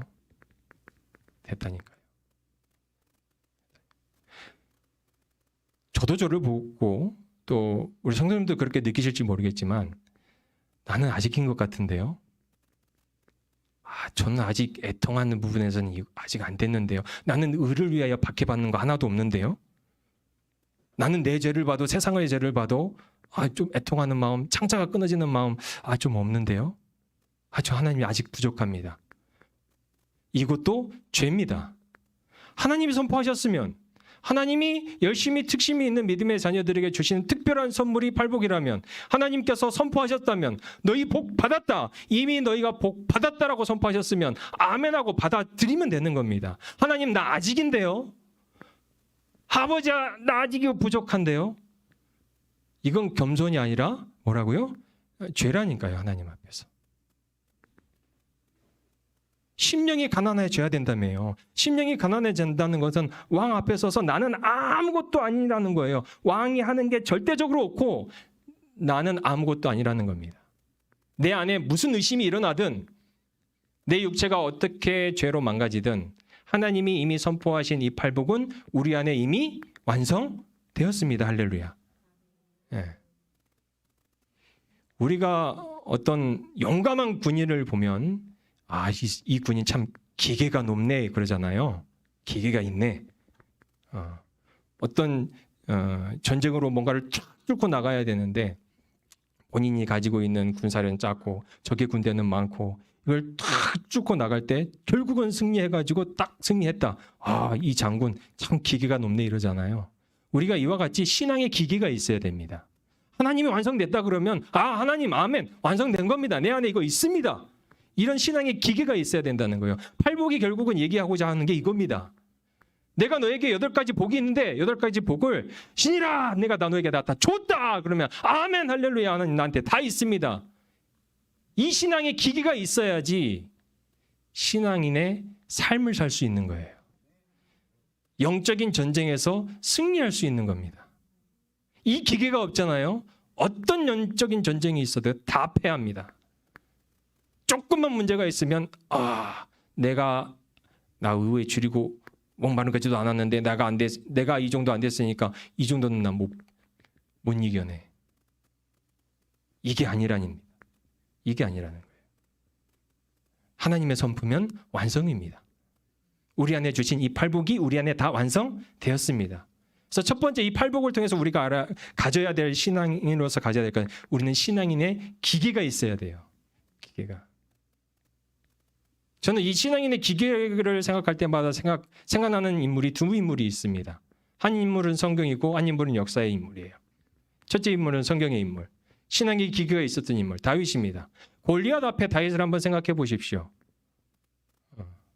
골리앗 앞에 다윗. 소년입니다. 물맷돌 몇 개밖에 없어요. 골리앗은요. 철갑옷을 입었어요. 그 당시에 블레셋은 철기민족입니다. 철기민족. 온몸에 철갑으로 들었어요. 기골은 얼마나 장대합니까? 2m 50이 넘어요. 다윗의 키가 얼마나 됐는지 모르겠습니다. 근데 성경을 통해서 봤을 때 다윗은 아주 외모가 아주 야들야들했을 것 같아요. 네. 골리앗을 무너뜨린 다윗. 다윗 앞에서 골리앗이 뭐라 그럽니까? 너는 창과 방패로 나오지만 나는 만군의 여호와의 이름으로 나간다 그러죠. 이게 신앙인의 기계라니까요. 외적으로 보면 다윗한테 백전백패죠. 그런데 하나님이 왜 다윗을 승리케 하셨을까요? 오늘 산상수훈 팔복과 이야기와 연결하면은요, 다윗은요 이미 완성된 존재였습니다. 하나님 앞에. 다윗 안에 그런 완성된 존재로서의 하나님이 함께 하심에 담대함과 믿음이 있었어요. 신앙의 기계가 있었다는 거예요. 그래서 2m 50이 넘는 장정 앞에서 했던 말은 너는 칼 믿고 나오지, 너는 철 믿고 나오지, 나는 여호와의 이름 믿고 나와. 한번 싸워보자. 이게 신앙인의 기계입니다. 역사에서는 제가 아주 좋아합니다. 알렉산더 대왕. 신앙인은 아니었어요. 신앙인은 아니었습니다. 알렉산더 대왕이 이제 페르시아를 정복하기로 가기 위해서 이제 군대를 이끌고 나가는데 그때 나이가 20대 초반입니다. 20대 초반. 나가는데 대부분 왕은 전쟁터 맨 앞에 안 서거든요. 왕은 전쟁터 앞에서 맨 뒤에서 지휘를 하죠. 왕은 자신의 장군들을 앞세워서 전쟁을 하지 맨 뒤에서 전쟁을 설계하고 전쟁을 지휘하지 맨 앞에서 뛰지 않습니다. 알렉산더 대왕은요 앞에 서는데 앞에 서는 것도 그냥 서는 게 아니에요. 나 왕이다. 덤벼봐. 황금투구를 씁니다. 황금투구. 예전에는 이제 야전 전쟁이 별로 없으니까 낮에 전쟁을 하잖아요. 그 떼약볕에 전쟁을 하면 햇빛이 비치면 뭐가 반짝거릴까요? 황금이 반짝거리잖아요. 그리고 전장 맨 앞에 갑니다. 맨 앞에 가서 그냥 페르시아 제국을 하죠. 쑥대밭을 만들죠. 그러면 그 뒤에 보고 있던 장군들과 장수들은요. 왕이 뛰어갔는데 안 갑니까? 가지. 결국 페르시아를 정복하고 인도까지 넘어가죠. 인도 갔더니 인도는요. 탱크가 있네. 코끼리. 코끼리 부대가 있네요. 마찬가지입니다. 황금투구 쓰고 맨 앞으로 쫓아갑니다. 기계죠. 전사의 기계. 이와 같이 저희도 신앙인의 기계가 있어야 됩니다. 기계가. 하나님 우리에게 이미 선포하셨습니다. 팔복 내가 너에게 다 줬다. 그러면 우리는 뭐 해야 됩니까? 아멘입니다. 아멘. 아멘. 팔복이면 아멘. 그러면서 예수님께서 이제 팔복을 선포하셨죠. 이제 신앙의 기계를 가지셔야 됩니다. 팔복을 보시면. 그리고 넘어가서 이제 뭐라고 이제 선포를 하시냐, 가르치시냐. 구약을 아주 잘 설명해 주세요. 구약을. 그러면 하나님이 이미 저와 우리에게 하나님이 주실 수 있는 모든 복을 주셨으면 이 복을 가지고 우리는 무엇을 해야 되냐 이거예요. 무엇을. 이제 우리의 질문은 거기로 넘어가는 겁니다. 하나님이 우리를 완성된 존재로서 창조하셨고 완성된 존재로 이 땅에 보내주셨습니다. 그러면 완성된 존재로 내가 어떻게 살아야 되는지가 그 뒤에 나오는 모든 내용이 그거예요. 그 뒤에 나오는 내용이. 그래서 십계명을 다시 완성되는 모습으로 십계명을 해석을 해주는데 외적으로 보여지는 계명과 내적으로 쌓아야 되는 계명을 나눠서 다섯 가지를 나누십니다. 먼저 내적으로 지켜야 되는 마음, 우리의 속사람. 바울의 표현대로 얘기하면 우리의 속사람이 강건하기 위하여 우리 안에 내적으로 지켜야 될 마음이 계명들과 그리고 우리의 겉사람이 강건하기 위하여 우리 겉사람이 강건하게 지켜야 될 계명을 다섯 가지로 나눠서 설명을 하세요. 가르쳐 주세요. 그러면 5 플러스 5은 뭡니까? 열이죠. 그럼 이 열이 의미하는 거는 결국은 어디로 가야 되는 걸까요? 구약의 십계명으로 가는 거예요. 가끔 어떻게 이제 성경을 해석하나 이제 보면은 가끔 이제 짤로 뜨는 것들이 있더라고요. 이제 연관 검색으로 저는 검색도 안 하는데 저도 한때 앞서 말씀드렸 저도 한때 이제 열심히 특심이다 보니까 저도 사람을 쫓았던 때가 있어요. 사람을 쫓았을 때. 그때 쫓았던 인물 중에 한 명이 누구냐? 도울입니다. 제가 직접 가서 들었다는 게 아니라 그분의 책도 보고 강의도 듣고 했다는 거예요. 그래서 이분은 그냥 한자를 그냥 확 필기체로 써요. 그것도. 저도 한번 따라 하는 거죠. 그래서 한자를 필기체로 쫙 쓰면서 이거 뭐 이렇다 하는데. 요즘 제가 도우를 보면은 보고 싶어서 본 게 아니라 이게 유튜브의 장점인지 단점인지 모르겠어요. 어쨌든 유튜브에 연관 검색으로 뭐가 뜨는데 어쨌든 제가 뭐 설교라든지 뭐 영성과 관련된 걸 보니까 이제 도울 게 저번에 한번 떠서 요즘은 뭐를 가르치나 이렇게 봤어요. 봤더니 앞에 서 있는데 청중들이 보이는데 청중들의 머리가 반짝반짝 빛나는 거예요. 앞에 스님들을 내놓고 앞에서 이제 성경에 대해서 강의를 하는 모습이 나오는데 짤로 나왔더라고요. 짤로 나왔는데 몇 분짜리 되지도 않아요. 막 쓰는데 뭐 신약과 구약을 딱 얘기하는데 구약은 뭡니까? 한자로 옛구자잖아요. 신자는 뭡니까? 새로운 신이잖아요. 우리는 옛 사람에 살고 있습니까? 아니면 이 신세대에 살고 있습니까? 우리는 신약의 사람들이잖아요. 옛 구자입니다. 말이 전해주죠. 이거는 폐해졌습니다. 구약의 내용이 폐해졌다고 가르치는 거예요. 스님들 앞에서. 뭘 제대로 알고 가르치지. 가르칠 거면. 그분도 어떻게 보면 열심히 득심이 있는 분이죠. 그것까지 부인하고 싶지 않습니다. 근데 가르치는 내용은요. 성경이 내가 가르치는 내용이 전혀 아니에요. 그래서 신앙에 열심히 특신이 있는 분들은 뭐를 봐야 되냐? 산상수만 이 5장만 다 읽어도요. 열심과 특심이 채워집니다. 아멘. 예. 근데 이 산상수훈서에 얘기하는 것은 팔복에서 너희 이미 된 존재야. 너희 하나님 앞에 이미 복 받은 존재야. 인정해. 그러면 우리 안에 살아가야 되는 이 삶에서 신앙인의 삶에서 우리의 삶이 뭘로 채워져야 돼? 마음으로 채워져야 될 5가지, 속사람이 채워져야 될 5가지, 겉사람이 채워져야 될 5가지 구조를 보면 그렇게 나온다니까요. 그러면 왜 5가지를 얘기하셨을까? 결국은 예수님이 하시는 내용은요. 내용도 그렇고 구조도 그렇고 다 어디로 간다고요? 십계명으로 간다니까요. 다 십계명으로 갑니다.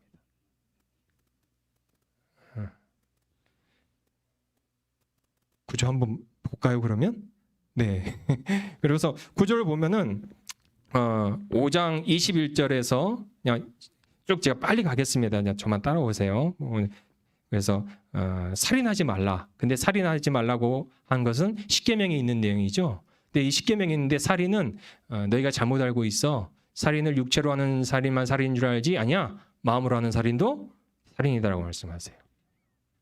그리고 2번째입니다. 27절 간음하지 말라라는 십계명을 또 풀어서 하시죠. 너희 잘못 알고 있어. 너희 육체로 짓는 것만 간음인 줄 알지? 너희 마음으로 짓는 죄도 간음이야. 33절부터 30절까지 맹세에 대해 얘기합니다. 너희 마음으로 맹세한 거 하나님 앞에 지켜. 이겁니다. 그리고 38절부터 42절까지는 악한 자를 대적하지 말라. 그러니까 원수 갚지 말라는 겁니다. 원수 갚지 말라. 원수 갚지 말라. 너 마음으로도 미워하지 마. 9계명 10계명을 얘기하는 거고. 또 그다음에 이어지는 내용이 43절부터는 원수를 사랑해. 원수를 사랑하기까지 너희 마음으로 하나님 앞에 순종해. 그래서 이제 이 5가지 이제 마음으로 지켜야 될 계명에 대한 이 5가지를 설명하시는 겁니다. 10계명을 근거로 하셔서. 그러면서 이제 나온 얘기가 6장부터는 무슨 내용이 나오냐면 우리 겉사람이 지켜야 하는 5가지 계명에 대해서 얘기합니다. 너 육체로도 살아야 되는데 네 육체가 외식하는 육체가 되면 안 된다는 거예요. 겉으로 보여지는 육체가 되면 안 된다는 겁니다. 그래서 2절에서 그러므로 구제할 때 외식하는 자가 되지 말라 그러죠. 그래서 구제, 네 몸으로 하는 구제 제대로 해. 이겁니다. 5절에서 또 너희는 기도할 때 외식하는 자와 같이 하지 말라 그러죠. 너 네 육체로 기도할 때 영으로 기도하고 하나님께 기도해. 이 말이고 16절에서는 금식할 때 외식하는 자와 같이 슬픈 기색을 보이지 말라 그러죠. 네 몸으로 금식을 할 때 하나님께 제대로 해. 너희 겉사람도 거룩을 완성해. 이 말이죠. 그 다음에 4번째 19절부터는 19절부터 이제 6장 마지막까지는 너 네 육체로 돈을 따라갈래? 아니면 하나님의 영광을 따라갈래? 선택하라는 겁니다. 이게 4번째 겉사람이 지켜야 되는 계명이고 마지막 계명은 7장으로 넘어가서 비판을 받지 않으려고 7장 1절에서 비판을 받지 않으려거든 비판하지 말라라고 얘기합니다. 그래서 비판에 대해서 얘기를 합니다. 사람에 대해서 판단하지 마. 판단은 내가 한다. 이 말이죠. 각각의 내용은 성경을 읽으시면 됩니다. 근데 구조를 보셔야 돼요. 구조를. 앞에서는 마음으로 짓는 죄도 죄니까 너희 속사람이 하나님 앞에 거룩하라고 얘기하고 뒤에 5가지는 너희 겉사람도 하나님 앞에 거룩하기 때문에 외식하지 말고 하나님 앞에 담백하게 살아가. 가르치시는 내용이 다 십계명과 연결돼서 계속해서 우리를 가르치신다는 거죠. 결국은 결론으로 뭐라고 말씀하십니까? 결국은 결론은 7장 21절입니다. 7장 21절. 우리 한 목소리로 7장 21절을 한 목소리로 읽어보겠습니다. 마태복음 7장 21절 한 목소리로 읽습니다. 시작. 나더러 주여 주여 하는 자마다 자 천국에 들어갈 것이 아니요 다만 하늘에 계신 내 아버지의 뜻대로 행하는 자라야 들어가리라. 우리 마음에 정말 하나님을 향한 열심과 특심이 있으시다면 사람을 쫓으시면 안 됩니다. 성경이 뭐라고 얘기하시는지, 말씀하시는지, 성경이 우리에게 뭐라고 정확히 알려주시는지, 마태복음 5장, 6장, 7장을 특심이 일어나실 때마다 읽으십시오. 그리고 구주 안에서 한번 읽어보십시오. 하나님께서 우리에게 우리의 속사람이 강건해지기를 원하시고 우리의 겉사람이 강건해지시기를 원하십니다. 아멘. 아멘. 그래서 이 속사람과 겉사람의 강건을 위해서 우리가 아셔야 될 게 있습니다. 산상수훈의 가르침에 따라서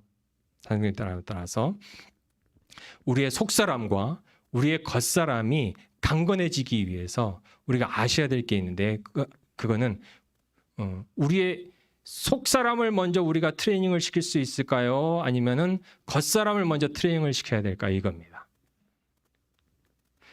겉 육체를 먼저 트레이닝을 시켜야 될까요? 아니면 속을 먼저 트레이닝을 시켜야 될까요? 이거예요. 결국은 나더러 주여 주여 하는 자가 천국에 들어가는 것이 아니라고 얘기하죠. 하나님의 뜻대로 행하는 자가 들어가야 된다는 거죠. 너희 의가 서기관들과 바리새인보다 더 낫지 않으면 결코 천국에 들어가지 못한다고 얘기하시는 거죠. 결국은 다 천국에 들어가고 갈 수 있느냐, 천국에 들어가지 못하느냐를 구분하는 아주 중요한 포인트입니다. 여기는. 여기에서 우리가 우리의 삶으로 적용 와서 이제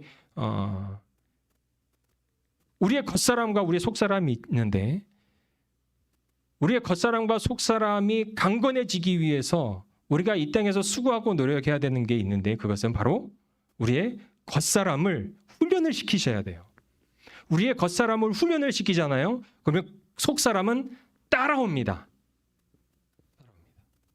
겉사람은 옛날 성경은 겉사람은 후패한다 그랬나요? 네, 후패. 옛날 성경은 후패한다 그러지만 성경 개역 개정으로는 낡아진다 그래요.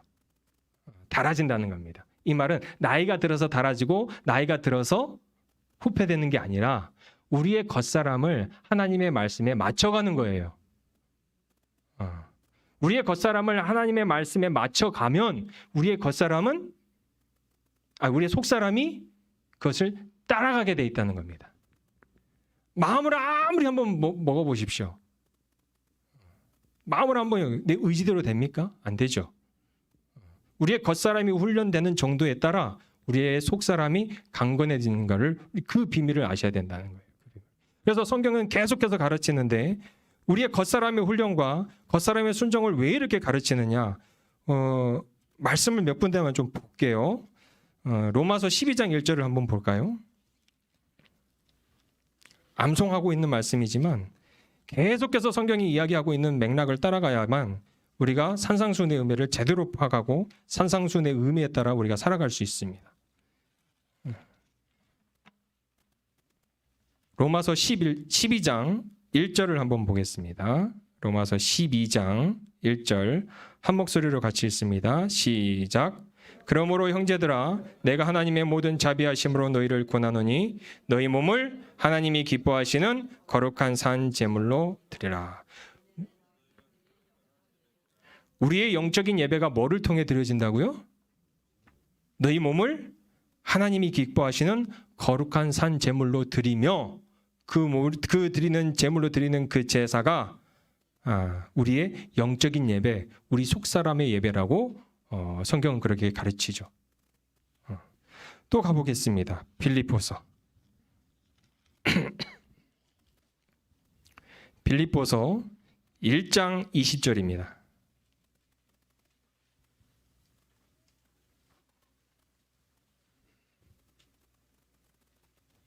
빌립보서 1장 20절 우리 한 목소리를 같이 읽겠습니다. 시작. 나의 간절한 기대와 소망을 따라 아무 일에든지 부끄러워하지 아니하고 지금도 전과 같이 온전히 담대하여 살든지 죽든지 내 몸에서 그리스도가 존귀하게 되려 함이라. 내 몸에서 누가 존귀하게 된다고요? 우리 몸의 순종이요, 우리 몸의 말씀의 지킴이요, 우리 안에서 그리스도가 존귀하게 된다고 얘기를 하는 겁니다. 마지막으로 한 군데만 더 가겠습니다. 고린도 전서 6장.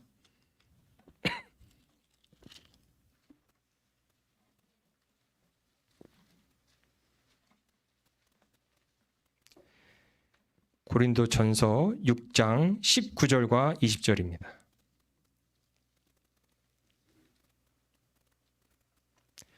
고린도 전서 6장 19절과 20절 우리 한 목소리로 같이 읽습니다. 시작. 너희 몸은 너희가 하나님께로부터 받은 바 너희 가운데 계신 성령의 전인 줄 알지 못하느냐. 너희는 너희 자신의 것이 아니라 값으로 산 것이 되었으니 그런즉 너희 몸으로 하나님께 영광을 돌리라. 성경은 계속해서 산상수훈의 명령을 따라 우리의 몸의 순종, 우리의 몸의 거룩, 우리의 겉사람의 하나님의 말씀에 대한 순종을 계속해서 얘기하고 있어요. 그래서 바울 신학이 잘못된 게 아닙니다. 이신칭의가 잘못된 게 아니라는 거예요. 그런데 이신칭의에 대한 해석하는 사람이 잘못된 것이죠. 지금 저희가 몸의 순종을 읽어봤던 건 다 바울 서신에 나와 있는 내용이에요. 그럼 바울이 결국 따랐다는 건 뭡니까? 산상수훈을 따라간 거예요, 바울도. 근데 치우친 신앙이, 치우친 신학이, 치우친 해석이 우리의 영과 우리의 속사람을, 우리의 겉사람을 망가뜨리는 거죠. 치우친 해석과 치우친 신학이. 결국 바울이 따라갔던 것은 결국은 그겁니다. 너희 진짜 그리스도 예수 안에서 인침을 받았니? 바울 서신은요, 딱 두 부분으로 나눠요. 앞부분은 다 팔복에 대한 이야기입니다. 이미 너희 그리스도 예수 안에서 선택받은 하나님의 자녀야. 우리가 그렇게 알고 있는 이신칭의가 그겁니다. 이미 받았다니까요. 이미 받았다. 이신칭을 향하여 가고 있는 게 아니라 이미 너희 복 받았어. 이제 너희 몸뚱아리 어떡할 거야? 이제 너희 몸뚱아리로 살아가는 너의 삶이 어떡할 거야? 그거의 내용이 서신서의 반입니다. 결국 바울이 따라갔던 믿음의 표본은 예수 그리스도이셨으며 예수 그리스도의 산상수훈에 맞춰 있어요. 우리 몸으로 드리는 예배가 하나님이 기뻐하시는 영적인 예배라니까요. 우리의 몸으로 드리는 예배가 하나님께서 받으실 만한 예배라니까요. 그러면 예배당에 나와야 됩니까? 안 나와야 됩니까? 네. 코로나로 막으면 돼요? 안 돼요? 안 되죠. 안 되죠. 하나님 우리의 몸의 예배도 바르시니까. 몸의 예배가 안 되는데 내적인 예배가 될까요? 제가 알고 있는 신앙의 상식상은요, 되지 않습니다. 집에서 추리닝 바지 입고 티셔츠 걸쳐 입고 머리도 안 깎고 이도 안 닦고 간식 먹으면서 예배드리는 그 예배가 하나님이 기뻐하실 만한 예배일까요? 몸으로도 안 드리는데 내적인 영이 하나님 앞에 예배를 드린다고요? 죄송한 말씀이지만 제가 알고 있는 신앙의 상식성에서는 하나님이 절대 기뻐하시지 않습니다. 그걸 위해서 재판받고 있잖아요, 아직도. 그거 지켜내려고. 신앙의 기계입니다. 신앙의 기계. 신앙의 기계. 그 누구 앞에서도, 심지어 그것이 골리앗일지라도 기계입니다. 그게.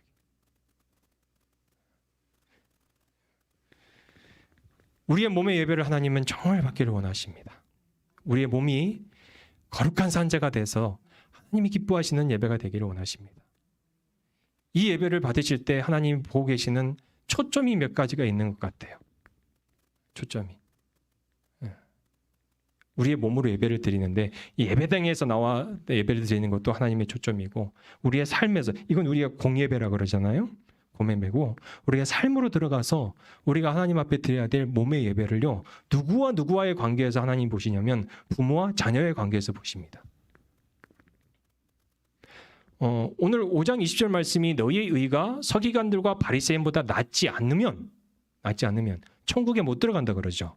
그러면 서기관들과 바리새인들이 드렸던 예배는 뭡니까? 다 껍데기의 예배예요. 육체의 예배라는 거예요. 그들도 육체로는 하나님 앞에 육체로는 예배를 잘 드렸습니다. 어디에서? 어디에서요? 공예배에서요. 가장 좋은 옷을 입고 가장 좋은 터번을 쓰고 목욕제기하고 공예배는 잘 드렸어요. 근데 그들의 삶은 하나님의 뜻을요 전혀 안 따라가요. 그들의 삶에서는요 그들의 몸으로 하나님의 뜻과 하나님의 말씀과 하나님의 영광을 절대 안 따라갑니다. 마태복음 15장에 이런 내용이 있습니다. 예수님의 제자들이요 손을 안 씻고 밥을 먹는 겁니다. 그랬더니 유대인들이 이렇게 보고 있다가 이제 그때부터는 이제 유대인들과 바리새인들이 약간 뭐랄까요 오기 촉 약간 이게 꼬라지가 올라왔을 때요. 예수님의 때 예수님이 자꾸 이제 돌아다니시면서 하나님의 복음을 본인이 메시아시고 하나님의 복음을 이렇게 전하니까 유대인 지도자들이 가만 보니까 저거 가만뒀다가는 우리 자리 다 뺏겠네. 아주 약간 이제 꼬라지가 올라왔을 때입니다. 15장쯤이면. 자세히 봤더니 제자들이 손을 안 씻고 밥을 먹는 겁니다. 그래서 예수님을 공격하죠. 아니, 우리 유대인의 전통에는 밥을 먹을 때는 반드시 손을 씻어야 되는데 당신의 제자들은 왜 손을 안 씻어? 예수님의 대답이 이거죠. 말씀에 기록하기를 너희 부모를 공경하라 했거든. 너희는 하나님께 드리기만 하면 됐다 하고 너희는 부모를 공경하지 않는 저주받는 화로다. 너희가 입술로는 나를 공경하나 너희의 마음은 떠났다라고 얘기해요. 입술로는 공경한다고 얘기해요. 육체는 따라간다고 얘기합니다. 그러나 그들의 삶에서는요. 하나님의 말씀과 하나님의 뜻이 전혀 안 지켜지고 있다는 거예요. 그러면 그 기준을 예수님이 뭘로 정하십니까? 부모와 자녀의 관계를 정하신다니까요. 부모와 자녀의 관계. 그러면서 바로 이어지는 내용이 자녀가 귀신이 들려가지고 병이 걸린 한 여인이 등장을 합니다. 예수님한테 가서 예수님 내 자녀 좀 구원해 주세요. 예수님 내 자녀 좀 치료해 주세요. 예수님이 자꾸 뿌리칩니다. 한사코 뿌리치세요. 제자들이 보다 못해가지고 예수님께 한마디 하죠.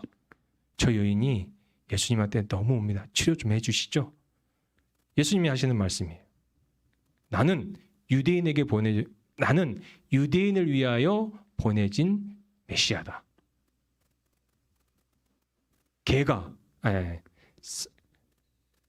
주인이 상전이 자녀의 떡을 떼서 개에게 줄 일이 있냐? 이 말을 풀이하면 그 여인은 이방 여인이기 때문에 개 같은 존재라는 거예요. 예수님 한번 떠보시는 거죠. 여인의 대답입니다. 옳습니다. 그런데 개도 주인의 상에서 떨어지는 떡을 먹습니다. 그 고백을 듣고 예수님이 여자여, 네 믿음이 크도다. 성경은 곧 즉시라는 내용이 있습니다. instantly. 곧 즉시 그 여인의 딸이 치료를 받았다고 얘기를 해요. 두 대비죠. 한 대비는 하나님을 믿는다. 하나님을 따른다. 그러나 육신으로만 따르는, 입술로만 따르는. 그러나 그들의 마음은 하나님을 전혀 따르지 않는. 다른 여인은 하나님을 모르고 하나님을 저버리고 이방인 여인이었지만 결국은 그 육신도 그 마음도 하나님을 따르려고 했던 그 여인의 간절함, 간곡함.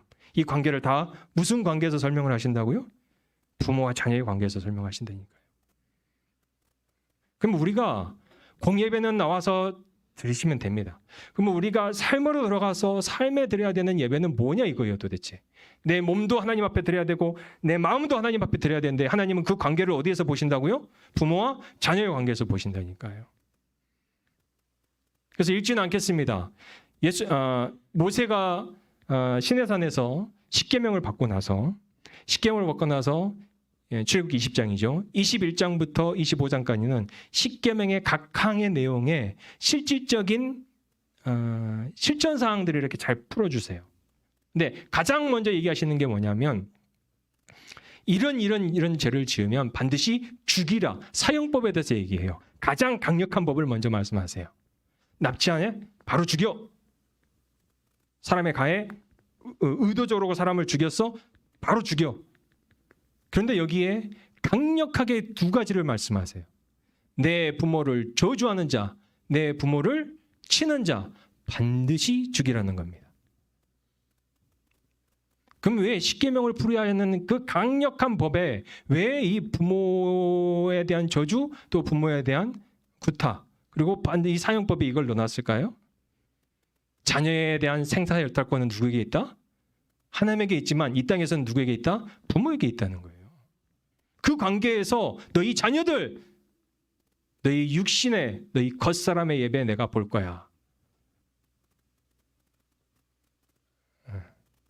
강력한 메시지입니다. 그리고 구약이 쭉 진행되면서 이제 저희 영혼의 신명기 사관이라고 하는데 신명기에서 강력하게 선포하는 것은 다 관계를 열어보면 먼저는 어디에서 시작하냐면 부모의 관계에서 시작을 하는 겁니다. 그러면서 레위기 19장은 이와 같이 말씀하시죠. 내가 거룩하니 너희도 거룩하라. 마지막으로 이건 볼까요? 예, 레위기 19장 한번 보겠습니다.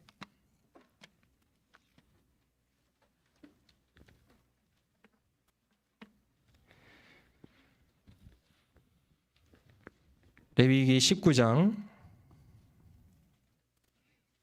2절과 3절 함께 보겠습니다.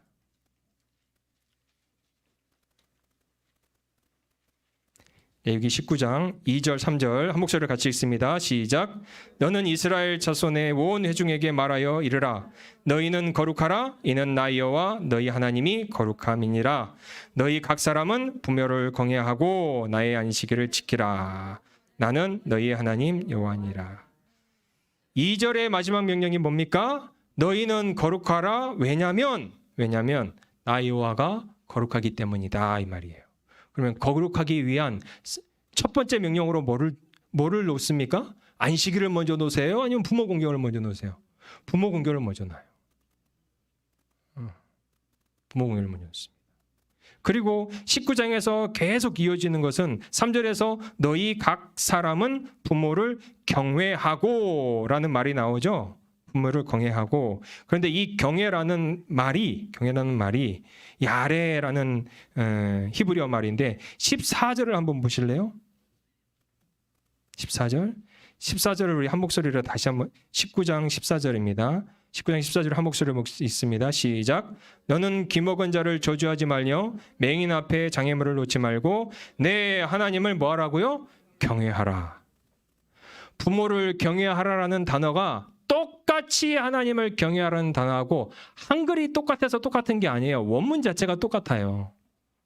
하나님을 경외하는 것이 내 부모를 경외하는 것이고 내 부모를 경외하는 것이 하나님을 경외하는 것이라고 정확하게 얘기를 하십니다.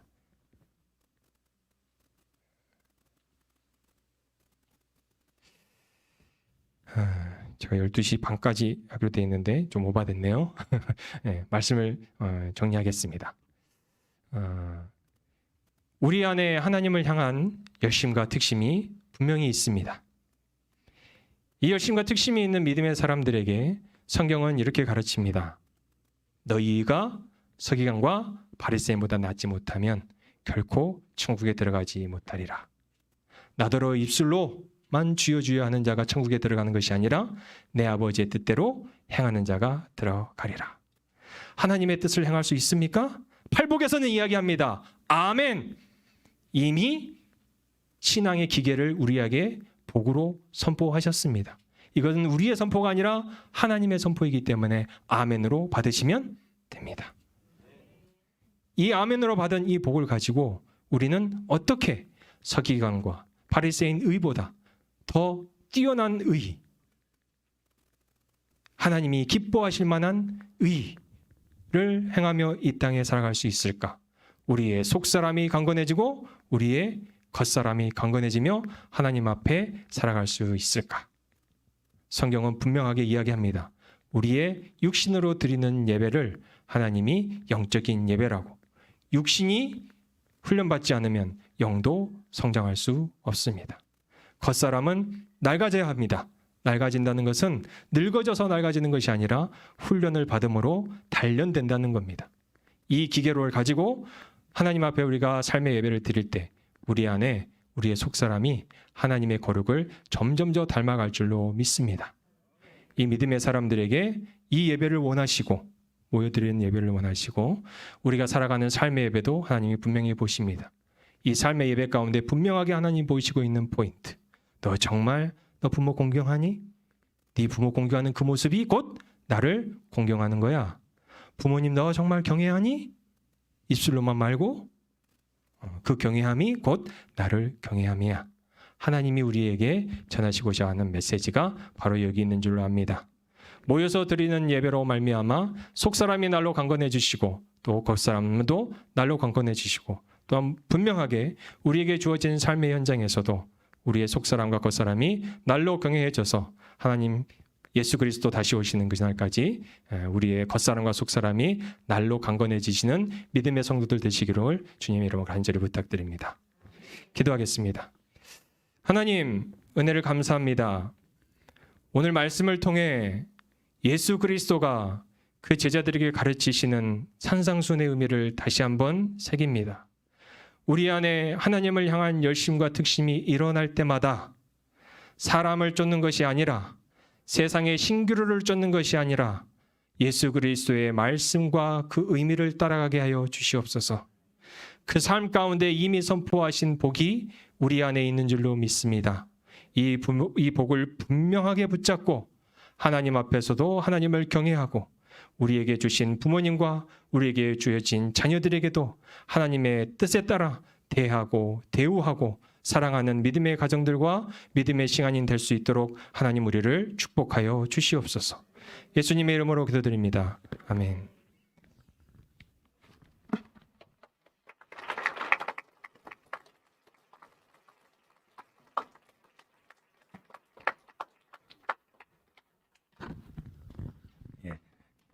방한하셔가지고 짧은 일정인데 이렇게 피곤하신데도 이렇게 바로 와주셔서 우리 성도님들에게 귀한 말씀 전해주셔서 선교사님께 감사드리고 또 하나님께 감사드립니다. 우리가 하나님 신앙을 가질 때 몸으로 거룩한 산제사를 하나님께 드릴 때 영적 예배 이루어지고, 또 하나님께서 복을 명하셔서 복이 완전히 있기 때문에 하나님의 뜻대로 저희들이 순종할 수 있습니다. 오늘 말씀 들으신 모든 가정에 하나님의 은혜와 축복이 함께 하시길 예수님의 이름으로 축원합니다. 기도함으로 마치겠습니다. 거룩하신 아버지 하나님, 사랑하시는 모든 하나님의 자녀들에게 영생을 주시고 진리의 음성으로 하나님의 은혜와 평강의 길로 인도하시는 그리스도 예수님께서 우리에게 증거하라고 하셨고 믿어 영생을 취하라고 하신 그 귀한 말씀 오늘 읽었고 들었고 믿었습니다. 아버지 하나님, 믿음으로 신앙생활할 때 행함으로 주님께 영광 돌리는 거룩한 성도의 영과 혼과 육이 되게 하여 주시옵소서. 아버지 하나님, 모든 일주일 동안 달려가는 모든 일정 가운데 가장 복된 길로 인도하여 주시옵시고, 모든 것 합력하여 가장 복된 선이 합력하여 선을 이루시는 하나님의 나라가 일주일의 모든 일을 달려가는 모든 성도님들의 모든 만남과 일들과 작정과 계획 위에 하나님의 놀라우신 은혜와 축복으로 함께 하옵소서. 귀하고 복되신 예수님의 이름으로 간절히 기도드릴 때 지금은 우리 주 예수 그리스도의 은혜와 아버지 하나님의 사랑하심과 성령 하나님의 교통하시고 인도하시고 보호하시는 모든 성삼일체 하나님의 은혜가 하나님 사랑하시는 모든 성도들의 모든 가정 위에, 그 자녀 위에, 사업 위에, 이 나라 이 민족 위에 이제로부터 영원토록 함께 하시길 간절히 축원하옵나이다. 아멘. 불을 끄고 본당에서는 오후 영어 찬양할 때까지 기도하도록 하겠습니다. 뒤에서 불 꺼주시면 감사하겠습니다.